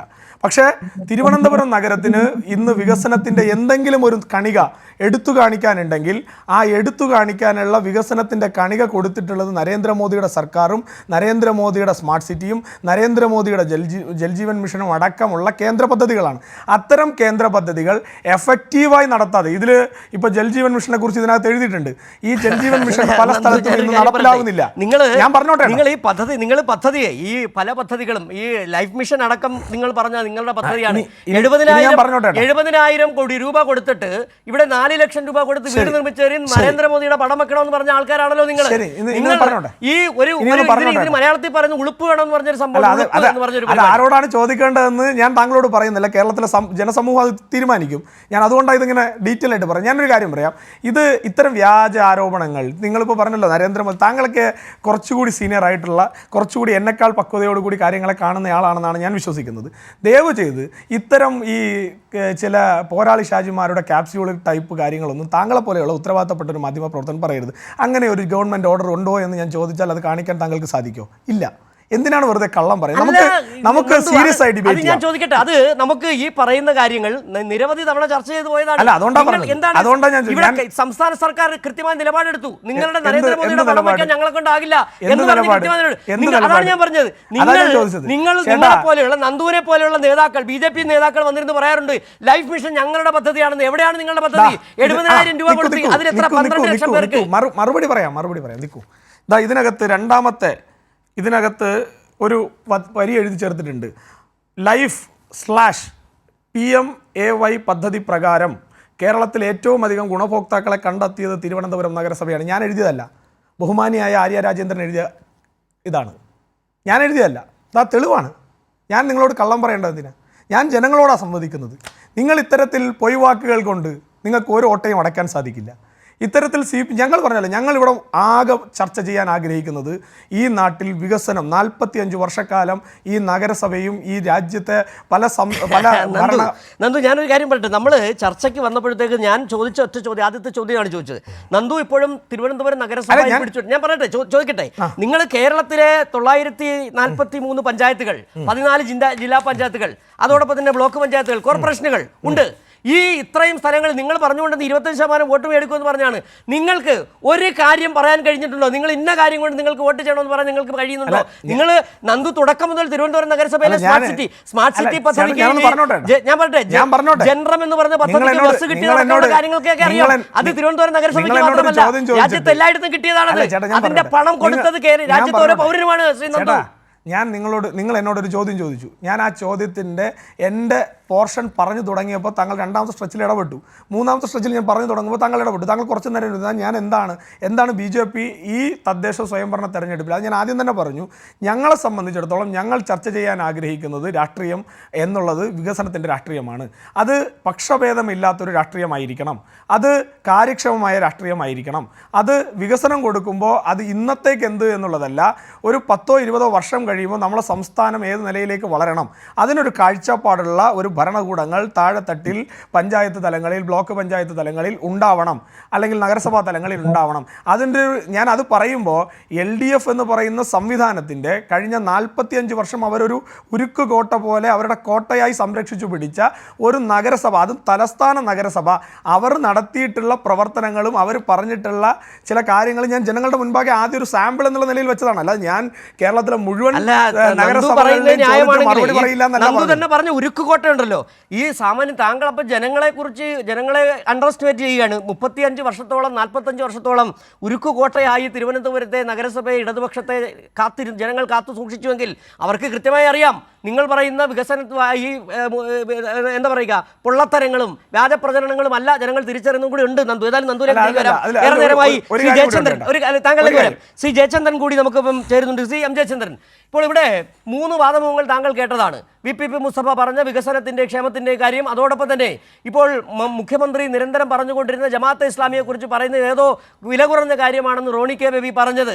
തിരുവനന്തപുരം നഗരസഭയിൽ ഏതോ മഹാകാര്യം ചെയ്തെന്ന് പറഞ്ഞ നന്ദുവിനെയും താങ്കൾ കേട്ടതാണ്. എങ്ങനെ വിലയിരുത്തുന്നു? അല്ല, ഇതില് ഉള്ള പ്രശ്നം എന്ന് പറഞ്ഞാൽ ഈ ശ്രദ്ധിക്കേണ്ട ഒരു കാര്യം, ഇപ്പം പറഞ്ഞു നിർത്തിയത് നന്ദു ആണല്ലോ. സിജു അദ്ദേഹം കുറെ കാര്യങ്ങൾ പറഞ്ഞു. ഈ തദ്ദേശ സ്വയംഭരണ സ്ഥാപനങ്ങൾക്ക് ബജറ്റ് വിഹിതമായി 40% തുക നീക്കിവെച്ച ഒരു ഇന്ത്യൻ സംസ്ഥാനം കേരളം അല്ലാതെ മറ്റേതുണ്ട് എന്നാദ്യം ഒന്ന് പറയുക നന്ദു, കേട്ടോ. ഒന്ന് പഠിച്ചിട്ട് പറഞ്ഞാൽ മതി. ഇപ്പൊ പറയണമെന്നല്ല ഞാൻ പറഞ്ഞു, ഒന്ന് പഠിക്കണം. എന്നാൽ കേരള സംസ്ഥാന നിയമസഭ തീരുമാനിച്ച പ്രകാരം സംസ്ഥാന ബജറ്റിന്റെ വിഹിതത്തിൽ 40% തദ്ദേശ സ്ഥാപനങ്ങൾക്ക് നീക്കിവെച്ചുള്ള സംസ്ഥാനമാണ് കേരളം 1. രണ്ടാമത്, താങ്കൾ ജൽജീവൻ മിഷൻ അടക്കം ഒരുപാട് പദ്ധതികളുടെ കാര്യം പറഞ്ഞു. ഈ CSS എന്ന് പറയുന്ന സെൻട്രലി സ്പോൺസേർഡ് സ്കീം അഥവാ കേന്ദ്രാവിഷ്കൃത പദ്ധതികളുടെ അടിസ്ഥാന വ്യവസ്ഥ തന്നെ 60% യൂണിയൻ ഗവൺമെന്റും 40% സ്റ്റേറ്റ് ഗവൺമെന്റും എന്നുള്ളതാണ്. അത് കേരളത്തിന് മാത്രമല്ല, ഇന്ത്യയിലെ എല്ലാ സംസ്ഥാനങ്ങൾക്കും അവകാശപ്പെട്ടതാണ് സെൻട്രലി സ്പോൺസേർഡ് സ്കീമായ ജൽജീവൻ മിഷൻ ആണെങ്കിലും ഇന്ദിരാ ആവാസ് യോജനയായാലും എല്ലാ പദ്ധതികളും. അത് ആരുടെയെങ്കിലും ഔദാര്യമോ സൗജന്യമോ സേവനമോ ഒന്നുമല്ല. അത് നരേന്ദ്രമോദി 2014 അധികാരത്തിൽ വന്നതുകൊണ്ട് കേരളത്തിന് കിട്ടിയ പ്രത്യേക പദ്ധതിയാണെന്നുള്ളത് നിയമനടിച്ചിട്ട് കാര്യവുമില്ല. സെൻട്രലി സ്പോൺസേർഡ് സ്കീം എന്ന് പറയുന്നത് 60-40 ആണ്. അതല്ല 100% സെൻട്രലി സ്പോൺസേർഡ് ആയ ഒരു സ്കീമുണ്ട്. ഞാൻ അതിനെക്കുറിച്ചുകൂടെ പറയാം, ഓർമ്മിപ്പിക്കാം. അത് നെല്ല് സംഭരണ പദ്ധതിയാണ്, കേന്ദ്രാവിഷ്കൃത പദ്ധതിയാണ്. 100% സെൻട്രൽ സ്പോൺസേർഡ് സ്കീമാണ്. പക്ഷെ കേരളത്തിൽ കടന്ന് എഴുതുന്ന പഠിച്ചു നോക്കണം നന്ദു, കേട്ടോ. എന്നിട്ട് അങ്ങനെ പറയാവുള്ളൂ. ഇനി വിഷയത്തിലേക്ക് വരാം പെട്ടെന്ന്. ഈ ഞങ്ങളുടെ വോട്ട് മറ്റന്നാളാണല്ലോ, 9-ാം തീയതി. ഞാൻ വോട്ട് ചെയ്യുന്നത് ഞാൻ താമസിക്കുന്ന വാർഡിൽ, ഗ്രാമപഞ്ചായത്തിൽ കഴിഞ്ഞ 5 വർഷക്കാലം എന്തൊക്കെ വികസന പ്രവർത്തനങ്ങളാണ് എൻ്റെ വീട്ടിലടക്കം, എൻ്റെ നാട്ടിൽ, വാർഡിൽ എന്തൊക്കെ വികസന പ്രവർത്തനങ്ങളാണ് നടന്നത്, എന്തൊക്കെ ക്ഷേമ പ്രവർത്തനങ്ങളാണ് നടക്കുന്നത് ഇതാണ് ഞാൻ നോക്കുന്നത്. എന്നെ പോലെ എന്റെ വാർഡിലുള്ള സകല മനുഷ്യരും നോക്കുന്നത് അങ്ങനെയാണ്. അതിൽ പിന്നെ LDF-കാരുണ്ടാവും, UDF-കാരുണ്ടാവും, NDA-കാരുണ്ടാവാം. പക്ഷെ എന്താണ് കഴിഞ്ഞ 5 വർഷക്കാലം ജനപ്രതിനിധി അവനവന്റെ വാർഡിൽ ചെയ്തത് എന്നുള്ളതാണ് ഒന്നാമത്തെ നോട്ടം. രണ്ടാമത് ഈ ഈ പിന്നെ 5 വർഷം ഭരിച്ച മെമ്പർ, അത് പുരുഷനായാലും സ്ത്രീ ആയാലും, എങ്ങനെയായിരുന്നു അവരുടെ പ്രവർത്തനം? അഴിമതി രഹിതമായിരുന്നു, അഴിമതി കൂടെ ചേർന്നതായിരുന്നു, ഇവരുടെ മുന്നണി എങ്ങനെയാണ്? ഇതൊക്കെയാണ് പരിശോധിക്കപ്പെടുന്നത്. താങ്കൾ ഈ പറയുന്ന ഇപ്പം പിന്നെ പ്രൊഫസർ റോണി കെ ബേബി ആണെങ്കിലും VPP ആയിട്ട് അവർ തമ്മിൽ അന്യോന്യം വാക്കുകൾ നടത്തിയപ്പോഴും ഈ ജമാഅത്ത് ഇസ്ലാമിയുടെ കാര്യമൊക്കെ പറഞ്ഞല്ലോ. അതൊക്കെ മുഖ്യമന്ത്രി പറയുന്നത് കേരളത്തിലെ ഡെവലപ്മെന്റിൽ, വികസന പരിപ്രേക്ഷ്യത്തിൽ എങ്ങനെ അതിനെ തടസ്സപ്പെടുത്താം എന്ന് ആലോചിച്ച് ചിന്തിച്ചുറപ്പിച്ച് ജമാഅത്തെ ഇസ്ലാമി UDF-മായി കൂട്ടുചേർന്ന് നടത്തുന്ന പ്രവൃത്തികളെ കുറിച്ചാണ് മുഖ്യമന്ത്രി കഴിഞ്ഞ 2 ദിവസമായി പറഞ്ഞുകൊണ്ടിരിക്കുന്നത്. അപ്പൊ എങ്ങനെ ഈ വളർച്ച തടയാൻ, പിന്നെ ഗ്രോത്ത് സ്റ്റാഗ്നേഷൻ എന്ന് പറയുന്ന ഒരു economic policy professor Roni K Baby പഠിക്കുകയും പഠിപ്പിക്കാതിരിക്കുകയും ചെയ്യില്ലല്ലോ. ആ സ്റ്റാഗ്നേഷൻ എങ്ങനെ ഉണ്ടാക്കാം എന്നുള്ളതിന്റെ ആസൂത്രിതമായ കാര്യങ്ങൾ എങ്ങനെ പൊളിച്ചു കാണിക്കാം, അതാണ് മുഖ്യമന്ത്രി രാഷ്ട്രീയമായി ചെയ്തത്. പക്ഷേ എന്റെ അനുഭവത്തിലും അറിവിലും മറ്റുള്ളവരുടെ അനുഭവത്തിലും ഞാൻ കേട്ടിരിക്കുന്നതും നമ്മുടെ പ്രദേശത്ത് എന്തുണ്ട് വികസനം എന്ന് നോക്കുമ്പോൾ എന്റെ വീട്ടിൽ ഹരിതകർമ്മസേന വന്ന് മാസത്തിൽ 2 തവണ കുപ്പി വറുക്കുകയാണ്. മറ്റെന്തെങ്കിലും കാര്യങ്ങളുണ്ടെങ്കിൽ വേസ്റ്റുകൾ അടക്കം ചേർത്തുകൊണ്ട് പോവുകയാണ്. അതടക്കം എത്രയോ കാര്യങ്ങളാണ് കഴിഞ്ഞ 5 വർഷമായിട്ട് തദ്ദേശ സ്ഥാപനങ്ങൾ വഴി ചെയ്യുന്നത്. അതിൽ സ്റ്റേറ്റ് ബജറ്റിൽ നിന്നുള്ള 40% വിഹിതമുണ്ട്, നിശ്ചയമായും ഉണ്ട്. പിന്നെ എനിക്ക് തോന്നുന്നത് ഈ MLA വിഹിതം കൂടാതെ മന്ത്രിമാരുടെ കാര്യം പറയുകയാണെങ്കിൽ കേരളത്തിലെ നിരവധി പഞ്ചായത്തുകളിൽ, എനിക്ക് തന്നെ അറിയാവുന്നത് ഒരുപാട് പഞ്ചായത്തുകളിൽ മുനിസിപ്പാലിറ്റികളുടെ അടക്കം സജി ചെറിയാന്റെ ഹാർബർ എഞ്ചിനീയറിംഗ് വകുപ്പ് നടത്തിയിട്ടുള്ള റോഡുകളുടെയും പാലങ്ങളുടെയും ഒക്കെ നിർമ്മാണം അത് വേറൊരു സംഗതിയാണ്. ശരി ശ്രീ ജസ്റ്റിൻ, അക്കാര്യങ്ങളിലേക്ക് തന്നെ ഒരുപക്ഷെ മടങ്ങി വരേണ്ടതുണ്ട്. ഏതായാലും നന്ദുവിന് ഈ പറഞ്ഞ കണക്കുകളൊക്കെ കൃത്യമായി ബോധ്യപ്പെട്ടാണ്. ഈ പറയുമ്പോൾ ഈ കാര്യങ്ങൾ ജനങ്ങൾക്ക് ബോധ്യപ്പെടുന്നുണ്ട്, തിരിച്ചറിയുന്നവരുണ്ട്. ഈ സെൻട്രൽ സ്പോൺസേർഡ് സ്കീമിന്റെ 60-40% കാര്യങ്ങളൊക്കെ അറിയാലോ. ഇപ്പോൾ ഈ SSK ഫണ്ടുമായി ബന്ധപ്പെട്ട് കേരളം നടത്തുന്ന പോരാട്ടങ്ങളെക്കുറിച്ച് താങ്കൾക്കറിയാം. സുപ്രീം കോടതിയിൽ അടക്കം കേരളം കിട്ടേണ്ട വിഹിതത്തിന് പോരാട്ടം നടത്തുന്നതും താങ്കൾക്കറിയാം. ഇതൊന്നും അറിയാതിരിക്കുകയല്ല. കേരളം എന്ന് പറയുന്നത് സംസ്ഥാനം, അതിനോട് കാണിക്കുന്ന വല്ലാത്ത ഒരു ക്രൂരതയുണ്ട്. അതിൽ 1,70,000 കോടി കിട്ടേണ്ടതുണ്ട് കേരളത്തിന്. വായ്പാ പരിധി വെട്ടിക്കുറച്ചത്, കേരളം ഒരു രൂപ പിരിച്ചു കൊടുക്കുമ്പോൾ വെറും 9 പൈസ മാത്രം തിരികെ നൽകുന്ന കേരളം, ഉത്തർപ്രദേശിനും ബീഹാറിനും കൂടുതൽ കൊടുക്കുന്നത്. ഈ കണക്കുകളൊക്കെ എല്ലാവർക്കും അറിയാവുന്നതാണ് നന്ദു. വെറുതെ നമ്മൾ എന്തായാലും, നിങ്ങൾ പലപ്പോഴും സംസാരിക്കുമ്പോൾ BJP നേതാക്കൾ സംസാരിക്കുന്നത് നിങ്ങൾ കേരളത്തിലുള്ളവരല്ല, ഉത്തർപ്രദേശിൽ നിന്നും ബീഹാറിൽ നിന്നോ ഗുജറാത്തിൽ നിന്നും വന്നവരാണെന്ന് പലപ്പോഴും തോന്നിപ്പോയി. കാരണം എന്തിനാണ് നിങ്ങൾക്ക് ഈ കേരളത്തോട് ശത്രുത? കിട്ടേണ്ടേ കേരളത്തിന്. ഈ നേരത്തെ M. ജയചന്ദ്രൻ ചൂണ്ടിക്കാട്ടിയതുപോലെ ഈ നെല്ല് സംഭരണവുമായി ബന്ധപ്പെട്ട് നിങ്ങൾ തരേണ്ട പൈസ നിങ്ങൾ തരുന്നുണ്ടോ? ഇവിടെ SSK ഫണ്ട് നിങ്ങൾ തരുന്നുണ്ടോ? നിങ്ങൾ GST വിഹിതം അടക്കമുള്ള കാര്യങ്ങൾ കൃത്യമായി പണം നൽകുന്നുണ്ടോ? എന്നിട്ട് വന്നിരുന്നിട്ട് ഈ കേന്ദ്രാവിഷ്കൃത പദ്ധതികളുടെ മേരി നടിക്കുന്ന എന്തിനാണ് ശ്രീ നന്ദു? അല്ല, ഇതിനകത്ത് ശ്രീ M. ജയചന്ദ്രൻ, ഞാൻ ഇതിനു മുൻപ് ഒരു ചർച്ചയിലിരുന്ന സമയത്തും ഞാനപ്പം അദ്ദേഹത്തിനെ കാണുമ്പോൾ എനിക്ക് തോന്നുന്നത് അദ്ദേഹത്തിൻ്റെ ഒരു എക്സ്പീരിയൻസ് ഒക്കെ വെച്ചിട്ട് അദ്ദേഹം കുറച്ചുകൂടി ലിബറലായി ചില വിഷയങ്ങൾ അവതരിപ്പിക്കുമെന്നാണ്. പക്ഷേ CPM വേണ്ടി പറയാൻ 2 പേർ വേണമെന്നുള്ളത് കൊണ്ട് ഒരു കോളത്തിൽ കൊണ്ടുവന്നിരുത്തുന്നയാളാണെന്ന് അദ്ദേഹത്തിൻ്റെ ഇന്നത്തെ ഒരു സ്റ്റേറ്റ്മെൻറ്റ് കേട്ടപ്പോൾ എനിക്ക് തോന്നി. കാരണം 40% ഈ തദ്ദേശ സ്വയംഭരണ സ്ഥാപനങ്ങൾക്ക് മാറ്റിവെക്കുന്ന കേരളത്തിനെക്കുറിച്ച് അദ്ദേഹം പറയുമ്പോൾ അദ്ദേഹത്തിന് 1000 നാവാണ്. അത് പറയുന്നതിൽ തെറ്റില്ല. അങ്ങനെ മാറ്റിവെക്കുന്നുണ്ടെങ്കിൽ അത് നല്ല കാര്യമാണ്, അഭിനന്ദിക്കേണ്ട കാര്യമാണ്, അതിൽ തർക്കമൊന്നുമില്ല. അത് മാറ്റിവെക്കുന്നത് നേരത്തെ എന്നോട് താങ്കൾ ചോദിച്ചതുപോലത്തെ ഒരു ചോദ്യം ഉണ്ടല്ലോ, അതെല്ലാം ഈ പറയുന്ന നികുതിദായകരായിട്ടുള്ള ആളുകൾ കൊടുക്കുന്ന നികുതിയിൽ നിന്ന് തന്നെയാണ് മാറ്റിവെക്കുന്നത്, അല്ല എന്ന് പറയാൻ അദ്ദേഹത്തിന് സാധിക്കും. അദ്ദേഹം പറയുന്നത് എന്തൊരു വലിയ കാര്യം ചെയ്തതുപോലെ. ആയിക്കോട്ടെ, നല്ല കാര്യമാണ്, ഞാൻ അഭിനന്ദിക്കുന്നു, അങ്ങനെ മാറ്റിവെക്കുന്നുണ്ട്. ആ കാര്യങ്ങളെല്ലാം കൃത്യമായിട്ട് എത്ര 1000 കോടി രൂപയാണ് ഓരോ വർഷവും മാറ്റിവെക്കുന്ന ബഡ്ജറ്റ് വിഹിതത്തിൽ നിന്ന് ലാപ്സായി പോകുന്നതിൻ്റെ കണക്കുകളൊക്കെ നമുക്ക് വേണമെങ്കിൽ ചർച്ചയിൽ എടുക്കാം. അപ്പോൾ അങ്ങനെ വെക്കുമ്പോൾ മാറ്റിവെക്കൽ മാത്രമേ നടക്കുന്നുള്ളൂ, അതൊന്നും ഉപയോഗിക്കപ്പെടുന്നില്ല എന്നുള്ള പരാതിയുണ്ട്. അത് രണ്ടാമത്തെ ആദ്യം ചോദിച്ചൊരു ചോദ്യമുണ്ട്. ഇനി രാജ്യത്ത് ഈ പ്ലാൻ ഫണ്ട് 40% കൃത്യമായി തദ്ദേശ സ്ഥാപനങ്ങൾക്ക് നീക്കിവെക്കുന്ന ഏതെങ്കിലും സംസ്ഥാനമുണ്ടോ വേറെ? അല്ല, ഞാൻ അതാ പറഞ്ഞത്.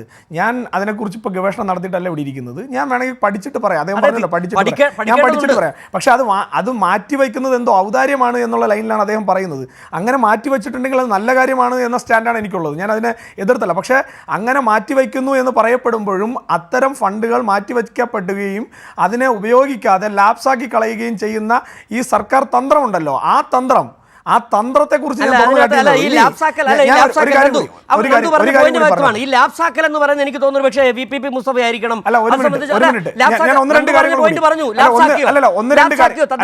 സ്ഥാപനങ്ങളുടെ ഫണ്ട് ലാപ്സാക്കിയോ VPP? ഞാൻ ഒന്ന് രണ്ട് കാര്യങ്ങൾ കൂടി ഒന്ന് സൂചിപ്പിച്ചിട്ട് അത് പറഞ്ഞിട്ട് പോകണല്ലോ, മറന്നുപോയില്ലെങ്കിൽ. ലാപ്സാക്കിയോ VPP? അതെ, എന്താണെന്ന് വെച്ചാൽ സിജു, ശ്രീ നന്ദു ഭാഗികമായിട്ടാണ് കാര്യങ്ങൾ അവതരിപ്പിക്കുന്നത്. അദ്ദേഹത്തിന് വസ്തുതകൾ അറിയാം. ആ വസ്തുതകൾ അറിയുന്നത് കൊണ്ടാണ് ഭാഗികമായിട്ട് ചില കാര്യങ്ങൾ അദ്ദേഹത്തിന് ഈ ഇവിടെ പറയാൻ വേണ്ടി BJPയുടെ ഭാഗമായിട്ട് പറയാൻ വേണ്ടി കഴിയുന്നത്. ബാക്കി ഭാഗം അദ്ദേഹം മറച്ചു വെക്കുകയാണ്. ഇവിടെ എന്താ വസ്തുത? അദ്ദേഹം പറയുന്നു ഈ 40% കൊടുക്കുന്നത് ഔദാര്യമല്ല. പക്ഷെ ശ്രീ ജയേന്ദ്രൻ ഉന്നയിച്ചതുപോലെ ശ്രീ നന്ദു, ഇന്ത്യയിൽ മറ്റൊരു സംസ്ഥാനവും ചെയ്യുന്നില്ല. ഇപ്പൊ 73, 74 ഭരണഘടനാ ഭേദഗതികളോടുകൂടി പഞ്ചായത്തി രാജ് സംവിധാനവും നഗരപാലികാ സമ്പ്രദായവും ഇന്ത്യയിൽ ഭരണഘടനാപരമായ ബാധ്യതയായി. ഇന്ത്യയിലെ എല്ലാ സംസ്ഥാനങ്ങൾക്കും അത് ഒരുപോലെ ബാധകമാണ്. പക്ഷെ അതിന്റെ സാധ്യതകൾ ഉപയോഗിച്ച് അധികാര വികേന്ദ്രീകരണവും ജനകീയ ആസൂത്രണവും എഫക്റ്റീവായി നടപ്പിലാക്കിയ കേരളം പോലെ ഒരു മാതൃക ഇന്ത്യയിൽ വേറെ ഏത് സംസ്ഥാനത്തുണ്ട്?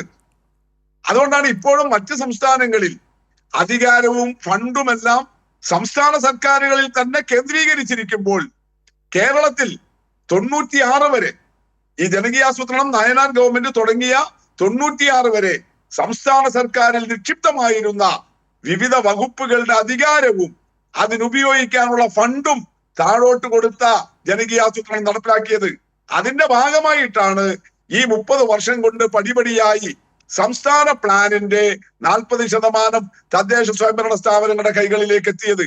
ഇന്ത്യയിൽ മറ്റൊരു സ്റ്റേറ്റിലും സ്റ്റേറ്റ് പ്ലാനിന്റെ ഇത്രയും ഭാഗം തദ്ദേശ സ്വയംഭരണ സ്ഥാപനങ്ങൾക്ക് നൽകുന്നില്ല. അതാണ് വ്യത്യാസം.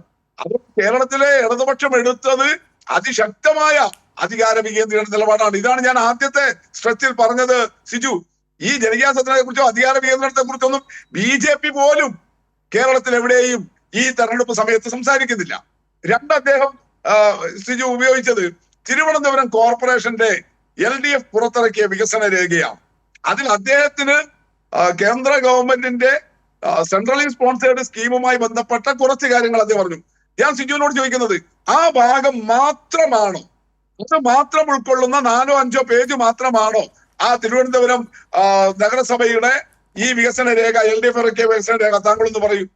അതിനകത്ത് ഈ പറഞ്ഞ ഈ സംസ്ഥാന ഗവൺമെന്റിന്റെ സ്റ്റേറ്റ് പ്ലാനിന്റെ ഭാഗമായിട്ട് ഈ ഓരോ വർഷവും കഴിഞ്ഞ 5 വർഷത്തിലെ ഓരോ വർഷവും തിരുവനന്തപുരം കോർപ്പറേഷൻ കിട്ടിയ വിഹിതം അതിന്റെ ഭാഗങ്ങൾ വിശദീകരിച്ചിട്ടുണ്ട്.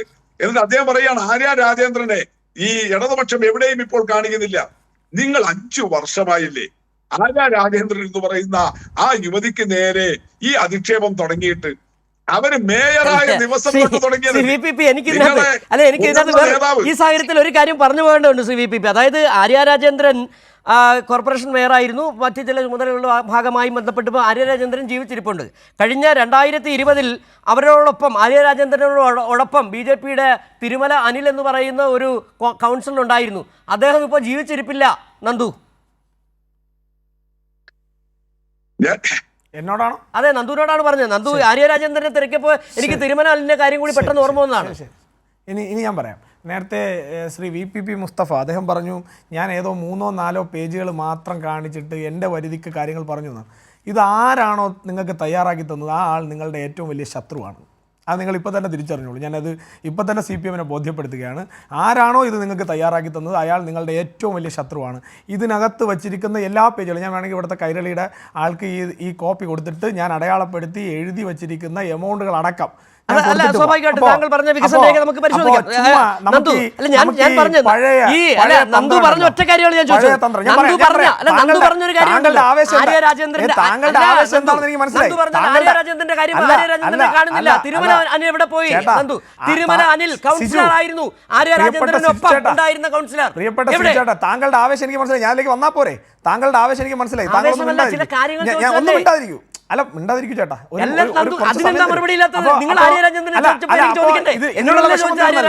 ഇതിൽ ഞാൻ പറഞ്ഞതിൽ ഇനി നിങ്ങൾക്ക് അപ്രസക്തമായ ചോദ്യങ്ങളൊന്നും ഇല്ലല്ലോ. ഈ കാര്യം കംപ്ലീറ്റഡ് ആണ്. ഇതങ്ങോട്ട് വെച്ചിട്ട് അടുത്ത കാര്യത്തിലേക്ക് വന്നാൽ മതി. ശരി, ഇനി രണ്ടാമത്തെ കാര്യം, തിരുമല അനിലിന്റെ ബാങ്കിൽ ഏതെങ്കിലും തരത്തിലുള്ള അഴിമതി അല്ലെങ്കിൽ എന്തെങ്കിലും റെക്കോർഡിൽ ഇൻപ്രോപ്പറേറ്റ് റെക്കോർഡ്, അല്ലെങ്കിൽ അദ്ദേഹം എന്തെങ്കിലും തിരിമറി നടത്തി, അങ്ങനെ എന്തെങ്കിലും ഒരു വാദം CPIM-നുണ്ടോ? താങ്കൾക്കുണ്ടോ? CPM വിടും, താങ്കൾക്കുണ്ടോ? അല്ല, തിരുമല അനിൽ അല്ല, ഉണ്ടോ? തിരുമല അനിൽ അല്ല, ഉണ്ടോന്ന്? അതല്ല ഇത്. അല്ല, ഉണ്ടോ? തിരുമല അനിലിന് 2 കോടി രൂപ ബാധ്യത ഞാൻ വന്നതിൽ- ചോദിച്ചത് അല്ല, ഞാൻ തിരുമല അനിൽ നിങ്ങളുടെ ഓഡിറ്റ് വിഭാഗം സഹകരണ വകുപ്പിന്റെ തിരുമല ഞാൻ അനിൽ എന്തിനാണ് പറഞ്ഞോട്ടെ, ആത്മഹത്യ ചെയ്തത്? ഞാൻ പറഞ്ഞുതരാന്ന്. തിരുമല അനിൽ എന്തിനാണ് ആത്മഹത്യ? ചോദ്യം വളരെ ലളിതമല്ലേ? എന്റെ സിജു ചേട്ടാ, കുറച്ച് നേരം ഞാൻ ചോദിച്ച എൻ്റെ മറുപടി താങ്കൾ, ഞാൻ ഓരോ പോയിന്റ് ബൈ പോയിന്റായി പറഞ്ഞു പോകും, അതുകൊണ്ടാണ് ചോദിക്കുന്നത്. ഞാൻ ചോദിച്ചത് നിങ്ങളുടെ ഓഡിറ്റ് വിഭാഗം, സഹകരണ വകുപ്പ് ഓഡിറ്റ് വിഭാഗം നടത്തിയിട്ടുള്ള അന്വേഷണത്തിൽ അദ്ദേഹത്തിൻ്റെ ലേറ്റസ്റ്റ് ഓഡിറ്റ് വരെ കഴിഞ്ഞിട്ടുള്ള ബാങ്കാണ് ഈ പറയുന്ന അദ്ദേഹത്തിൻ്റെ ബാങ്ക്. ആ ബാങ്കിൽ ഏതെങ്കിലും തരത്തിലുള്ള ക്രമക്കേടുകൾ, ആ വാക്കാണ് ഞാൻ ഉപയോഗിക്കുന്നത്, ക്രമക്കേടുകൾ നിങ്ങളുടെ ഓഡിറ്റ് അല്ലെങ്കിൽ CPIM-ൻ്റെ അല്ലെങ്കിൽ സർക്കാരിൻ്റെ ഓഡിറ്റ് വിഭാഗം കണ്ടെത്തിയിട്ടുണ്ടോ? 1. 2, അദ്ദേഹം ഏതെങ്കിലും തരത്തിലുള്ള അഴിമതി നടത്തി എന്നുള്ള വാദം നിങ്ങൾക്കുണ്ടോ? 3, അദ്ദേഹത്തിൻ്റെ ഫാം ടൂർ ഈ പറയുന്ന ബാങ്കുമായി ബന്ധപ്പെട്ടിട്ടുള്ള ഏതെങ്കിലും തരത്തിലുള്ള ഈ BJP-യുമായി നേരിട്ട്, BJP എന്ന് പറയുന്ന സംഘടനയുമായി നേരിട്ട് ഇടപെടലുള്ള ഏതെങ്കിലും ഒരു കാര്യം നിങ്ങൾക്ക് പറയാനുണ്ട്? ഈ 3 ചോദ്യത്തിന് ആദ്യം താങ്കൾ മറുപടി പറഞ്ഞാൽ അടുത്ത് താങ്കൾ ചോദിച്ച മറുപടി ഞാൻ പറയാം. നന്ദു, ഒരു 3 ചോദ്യങ്ങളാണല്ലോ ചോദിച്ചത്. അദ്ദേഹം ക്രമക്കേട് നടത്തിയിട്ടുണ്ടോ എന്നുള്ള ഒന്നാമത്തെ ചോദ്യം. അദ്ദേഹം വായ്പ 2 കോടി രൂപ വായ്പ നൽകി എന്നുള്ള യാഥാർത്ഥ്യമാണോ അദ്ദേഹത്തിന്റെ ഫാം? ക്രമക്കേട് വായ്പ വായ്പ ആരാണ് എടുത്തത്? നന്ദു, വായ്പ ആരാണ് എടുത്തത്? ഞാനൊരു കാര്യം ചോദിക്കട്ടെ, വായ്പ ആരാണ് എടുത്തത്? 2 കോടി രൂപ വായ്പ ആരാണ് എടുത്തത്? കരുവന്നൂരിൽ ഏരിയ കമ്മിറ്റിക്ക്, കരുവന്നൂരിൽ CPM-ന്റെ ഏരിയ കമ്മിറ്റിക്ക് ബിൽഡിംഗ് കെട്ടാൻ വേണ്ടിയിട്ട് വായ്പ കൊടുത്തിട്ടുണ്ട്. അങ്ങനെ ഏതെങ്കിലും വായ്പ ഇദ്ദേഹം കൊടുത്തിട്ടുണ്ടോ? അതായത് നന്ദു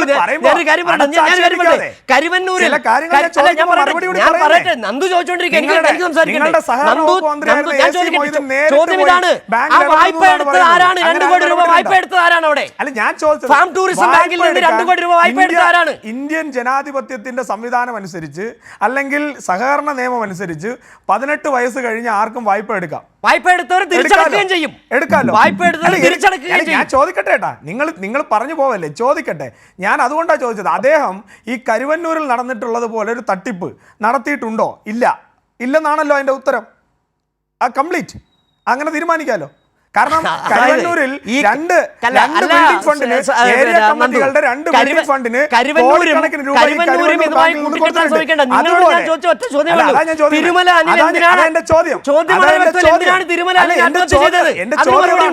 എന്റെ ചോദ്യം ഇതാണ്. ഞാൻ ചോദിച്ച 3 ചോദ്യങ്ങൾ ഞാൻ താങ്കളോട് ചോദിച്ചു. ഞാൻ അതിനകത്ത്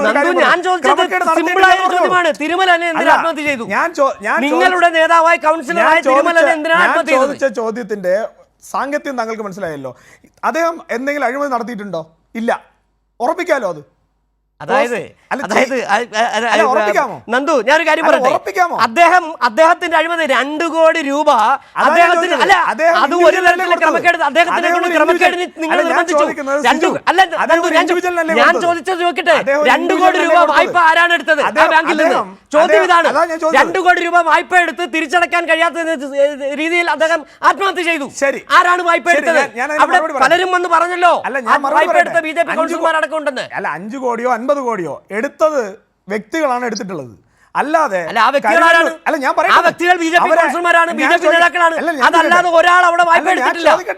BJP കാരനോ CPM കാരനോ കോൺഗ്രസ് കാരനോ ആവട്ടെ, ഒരാൾ സഹകരണ ബാങ്കിൽ നിന്ന് വായ്പ എടുത്ത് തിരിച്ചടച്ചില്ലെങ്കിൽ അദ്ദേഹത്തിനോട് എടുക്കേണ്ട നിയമപരമായിട്ടുള്ള എല്ലാ നടപടികളും എടുക്കാൻ അവസരമുണ്ട്. ഞാൻ ചോദിച്ചത്, കരുവന്നൂർ ബാങ്കിൽ കൊടുത്തതുപോലെ ഈ പറയുന്ന ഏരിയ കമ്മിറ്റി ഓഫീസിന് കെട്ടിടം പണിയാൻ വേണ്ടിയിട്ട് ബിൽഡിംഗ് ഫണ്ടിലേക്ക് പൈസ കൊടുത്തിട്ടുണ്ടോ? അതുപോലെ കരുവന്നൂർ ബാങ്കിൽ കൊടുത്തിട്ടുള്ള പാർട്ടി ഫ്രാക്ഷൻ കമ്മിറ്റിക്ക് ഈ പറയുന്ന തിരുമല അനിലിന്റെ ബാങ്കിൽ നിന്ന് പൈസ ഉന്നയിക്കുമ്പോൾ BJP എന്ന് പറയുന്ന പൊളിറ്റിക്കൽ പാർട്ടിയെ ഡയറക്റ്റ് ലിങ്ക് ചെയ്യാൻ പറ്റുന്ന ഒരു കാര്യം ഞാൻ കൂടുതലൊന്നും വേണ്ട, ഒരു കാര്യം നിങ്ങൾക്ക് പറയണ്ട. അദ്ദേഹത്തിന്റെ മരണം അസത്യം പറഞ്ഞുകൊണ്ട് കാര്യം, തിരുമല അനിലുമായി ബന്ധപ്പെട്ട് അന്വേഷണം നടക്കുന്നുണ്ട്. അത് ഏതൊക്കെ BJP നേതാക്കൾ ഇതുമായി ബന്ധപ്പെട്ട് കുരുങ്ങാൻ പോകുന്നത് വരുന്ന ദിവസങ്ങൾ നമുക്കറിയാം. ഒരുപക്ഷേ തിരുമല അനിൽ എന്ന് പറയുന്ന ആൾ മരിച്ചത് തന്തൂര വിഷയമല്ല. തിരുമല അനിൽ എന്ന് പറയുന്ന ആൾ ആത്മഹത്യ എന്തിനെന്നുള്ള ചോദ്യം പ്രസക്തമല്ല. തിരുമല അനിൽ ക്രമക്കേട് നടത്തിയിട്ടുണ്ടെന്നുള്ള ചോദ്യം ചോദിച്ചുകൊണ്ട് ഒഴിഞ്ഞു പോവുകയാണ്. കരുവന്നൂരുമായി കൂട്ടുകെട്ടുകയാണ് VPP. അതെ സിജു, താങ്കൾ എങ്ങനെ ചോദിച്ചാലും നന്ദുവിന് ഇതിനപ്പുറത്ത് വേറെ പറയാൻ കഴിയില്ലല്ലോ. തിരുമല അനിലിന്റെയും വേറെ 2-3 പേരുടെയും ആത്മഹത്യകൾ എങ്ങനെയാണ് കേരളത്തിലെ BJP-യെ പ്രതിരോധത്തിലാക്കിയത് എന്നുള്ളത് നമുക്കറിയാവുന്ന വസ്തുതയാണ്.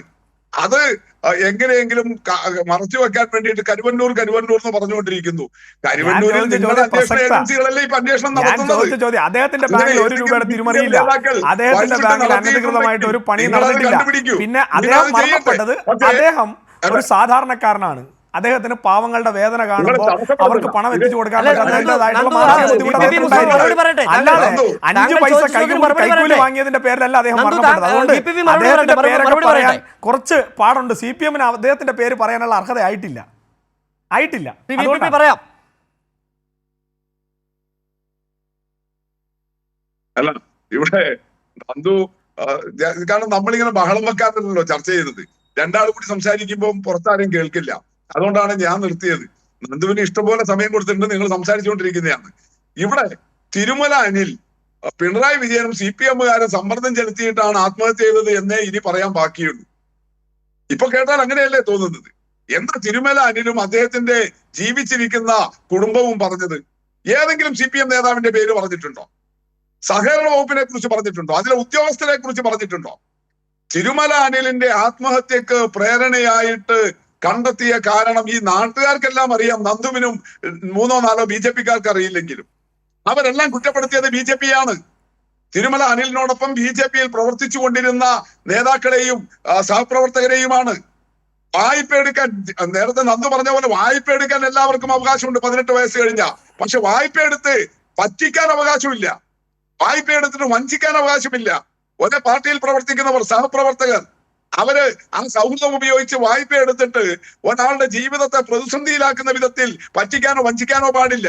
അതാണ് തിരുമല അനിലിന്റെ കാര്യത്തിൽ ഉണ്ടായത്. ശ്രീ M. ജയചന്ദ്രൻ, ഒരുപക്ഷെ ഈ 1 മണിക്കൂർ ചർച്ചയിൽ ആദ്യം മുതൽ ഈ ചർച്ചയുടെ ഒരു ഗതി എന്ന രീതിയിൽ ഞാൻ അവതരിപ്പിച്ചത്, ഒന്ന് വികസനവും ക്ഷേമത്തിനാണോ വോട്ട് വേണ്ടുള്ളത്, വർഗീയതയ്ക്കും അതോടൊപ്പം തന്നെ വിഭജന രാഷ്ട്രീയത്തിനും എതിരാകണ്ടേ വോട്ട് ചെയ്യേണ്ടതെന്നുള്ളത്. അതോടൊപ്പം തന്നെ പറഞ്ഞാണ് ഈ പുതിയ ഒരു കേരളത്തെ, നിലവിലുള്ള കേരളത്തെ കൂടുതൽ മെച്ചപ്പെട്ട ഒരു കേരളമായി നൽകാൻ ചുമതലപ്പെട്ടവർ അതിന് യോഗ്യരാണോ, അങ്ങനെ യോഗ്യത ഉള്ളവരല്ലേ തിരഞ്ഞെടുക്കേണ്ടത്? BJP-യുടെയും UDF-ൻ്റെയും ഈ വാദങ്ങൾ കേട്ടിട്ട് താങ്കൾക്ക് എന്ത് തോന്നുന്നു? തദ്ദേശ തെരഞ്ഞെടുപ്പിൽ ഇവരെ ജനങ്ങൾ വിശ്വസിക്കേണ്ടതുണ്ടോ? നമ്മളെ ഈ സഹകരണ വകുപ്പിന് കീഴിൽ തിരുവനന്തപുരം സർക്കിൾ സഹകരണ യൂണിയനിലെ തെരഞ്ഞെടുപ്പിനെ പറ്റിയല്ല ചർച്ച ചെയ്യുന്നത്. ഇവിടെ വിലപ്പെട്ട സമയം എത്ര വെറുതെ കളഞ്ഞു. ഒരാവശ്യമില്ല. രാഷ്ട്രീയക്കാരുടെ കവലപ്രസംഗത്തിനുള്ള വേദിയല്ലല്ലോ ഈ ന്യൂസ് ഡിബേറ്റ് എന്ന് പറയുന്നത്. ഏതായാലും അത് കഴിഞ്ഞുപോയി, സമയം വെറുതെ പാഴായി പോയി എന്നുള്ളത് പോയി കഴിഞ്ഞതാണ്. ഈ ഇതിനകത്ത് BJP-യുടെ സ്റ്റേറ്റ് പ്രസിഡന്റ് രാജീവ് ചന്ദ്രശേഖർ പറഞ്ഞ എന്തായിരുന്നു? 23,000 വാർഡുകളിലും സ്ഥാനാർത്ഥികളെ നിർത്തുമെന്നാണല്ലോ പറഞ്ഞത് തുടക്കത്തിൽ തന്നെ. തിരുവനന്തപുരത്തും പാലക്കാടും തൃശ്ശൂരും കോട്ടയത്തും അടക്കം എത്രയോ ജില്ലകളിൽ മത്സരിക്കാൻ ആളില്ല, അല്ലെങ്കിൽ സ്ഥാനാർത്ഥികൾ ബോധപൂർവ്വം ഒഴിച്ചിട്ടിരിക്കുന്നു BJP. അത് ചർച്ച ചെയ്യണ്ടേ? എന്തുകൊണ്ടാണ് സംഭവിച്ചതെന്നുള്ളത് അറിയണ്ടേ കേരളത്തിലെ ജനങ്ങൾ? ഇനി അത് ചർച്ച ചെയ്യാൻ എവിടെയാണ് സമയം? അപ്പൊ അതിന് പകരം അവിടെ പിന്നെ 3 തീരുമാനത്തോടെ 3 എണ്ണം പറഞ്ഞിട്ട് അവിടെ വല്ലതും സംഭവിച്ചിട്ടുണ്ട് കണ്ടു. അത് പറയാൻ സമയമില്ലാത്തതുകൊണ്ട് ഞാൻ പറയുന്നേ ഉള്ളൂ. ഈ സഹകരണ വകുപ്പിലെ 64 എൻക്വയറിയിലാണ് ഫിക്സ് ചെയ്തത് എത്രയാണ് അഴിമതി എന്നുള്ളത്. അത് കഴിഞ്ഞിട്ടാണ് മറ്റേ ആത്മഹത്യ ചെയ്യുന്നത്. അത് 65 എൻക്വയറി ഇപ്പൊ നടക്കുന്നു. ഈ NPA സാധനം ഉണ്ടല്ലോ, നോൺ പെർഫോമിംഗ് അക്കൗണ്ട്, കിട്ടാക്കടം എന്ന് പറയും. കിട്ടാക്കടം പെരുകുമ്പോഴാണ് ഇൻഡെപ്റ്റഡ്നെസ് എന്ന് പറയുന്നത്, എക്കണോമിക്സിൽ പറയുന്നത് ഋണബാധ്യതയിൽപ്പെടുന്നത് സംഘം. അങ്ങനെ വന്നപ്പോഴാണ് നിശക്കല്ലിൽ ആത്മഹത്യ ചെയ്യേണ്ടി വന്നത്. അതൊക്കെ ചരിത്രമാണ്. അതൊക്കെ വിശദീകരിക്കാൻ പോയാൽ ഇവിടെ നിന്ന് നിൽക്കില്ല, അതിന് സമയരാശിയിൽ ഇല്ലതാണ്. ഏതായാലും ഞാൻ ആദ്യം പറഞ്ഞത് തന്നെ ഇപ്പോഴും നിൽക്കുന്നു. എന്റെ പ്രദേശത്ത്, എന്റെ വാർഡിൽ എന്ത് വികസനം കഴിഞ്ഞ 5 വർഷം നടന്നു, എന്ത് ക്ഷേമപ്രവർത്തനങ്ങൾ നടന്നു എന്നുള്ളതാണ് ഈ കേരളത്തിലെ മുഴുവൻ വാർഡുകളിലെയും വോട്ടർമാർ വോട്ട് ചെയ്യുമ്പോൾ ചിന്തിക്കുക. സ്വാഭാവികമായി അതാണ് ഉണ്ടാവുകയും ചെയ്യുക. അല്ല ഇത്തരത്തിലുള്ള വാഗ്വാദങ്ങളൊന്നും അല്ല അവരുടെ മുമ്പിലുള്ളത്. അവരുടെ മുമ്പിൽ മുഖ്യമന്ത്രി പറയുന്നത് പോലെ ജനങ്ങൾക്ക് ഈ വികസനത്തിന്റെ സ്വാദ് അനുഭവിക്കാൻ കഴിയുക പ്രശ്നമുണ്ടല്ലോ. അതെങ്ങനെ വരുന്നു എന്നുള്ളതാണ് നോക്കുന്നത്. അതനുസരിച്ചാണ് അവർ അവരുടെ മാൻഡേറ്റ് വിനിയോഗിക്കുക. അതാണ് ആദ്യഘട്ടത്തിൽ മറ്റന്നാൾ നടക്കാൻ പോകുന്നത് എന്നാണ് ഞാൻ വ്യക്തമായും എന്റെ ബോധ്യം അതാണ്. ശ്രീ വളരെ നന്ദി ശ്രീ M. ജയചന്ദ്രൻ. അതോടൊപ്പം തന്നെ ശ്രീ VPP മുസ്തഫ, ശ്രീ റോണി കെ ബേബി, നന്ദു ഈ ചർച്ചയിൽ പങ്കെടുത്തതിന്. വികസനത്തിൻ്റെ സ്വാദ് ജനങ്ങൾ അനുഭവിക്കുന്നുണ്ടോ എന്നുള്ളതാണ് ഏറ്റവും പ്രധാനപ്പെട്ട പ്രശ്നം. M. ജയചന്ദ്രൻ അവതരിപ്പിച്ചത് തന്നെയാണ്, പറഞ്ഞത് തന്നെയാണ് ഏറ്റവും പ്രധാനപ്പെട്ട വസ്തുത. കേരളത്തിലെ എല്ലാ ഗ്രാമാന്തരങ്ങളിലും ആ വികസനത്തിൻ്റെ സ്വാദ് ജനങ്ങൾ അറിയുന്നുണ്ട്. ഒരുപക്ഷെ റോണി കെ ബേബി നേരത്തെ പറഞ്ഞതുപോലെ, അല്ലെങ്കിൽ നന്ദു പറഞ്ഞതുപോലെ, വികസനത്തെക്കുറിച്ച് മുഖ്യമന്ത്രി സംസാരിച്ചിട്ടുണ്ടോ എന്നുള്ള, വികസനത്തെക്കുറിച്ച് മുഖ്യമന്ത്രി സംസാരിക്കേണ്ടതില്ല. അദ്ദേഹം ഇവിടെ നടപ്പിലാക്കിയ LDF സർക്കാർ നടപ്പിലാക്കിയ കാര്യങ്ങൾ തന്നെയാണ് സംസാരിക്കുന്നത്. അതിവിടെ ഇവിടുത്തെ റോഡുകൾ സംസാരിക്കുന്നുണ്ട്, ഇവിടുത്തെ പാലങ്ങൾ സംസാരിക്കുന്നുണ്ട്, ഇവിടുത്തെ സ്കൂളുകൾ സംസാരിക്കുന്നുണ്ട്, ഇവിടുത്തെ 62 ലക്ഷത്തോളം വരുന്ന ക്ഷേമ പെൻഷനുകാർ സംസാരിക്കുന്നുണ്ട്. അതുതന്നെയാണ് ഒരുപക്ഷെ മറ്റന്നാൾ നടക്കുന്ന വിധിയെഴുത്തിൽ പ്രതിഫലിക്കുകയും ചെയ്ത. വളരെ നന്ദി ഈ ചർച്ചയിൽ പങ്കെടുത്ത എല്ലാവർക്കും. ഇതോടുകൂടി ന്യൂസ് ആൻഡ് വ്യൂസ് ഇവിടെ സമാപിക്കുകയാണ്.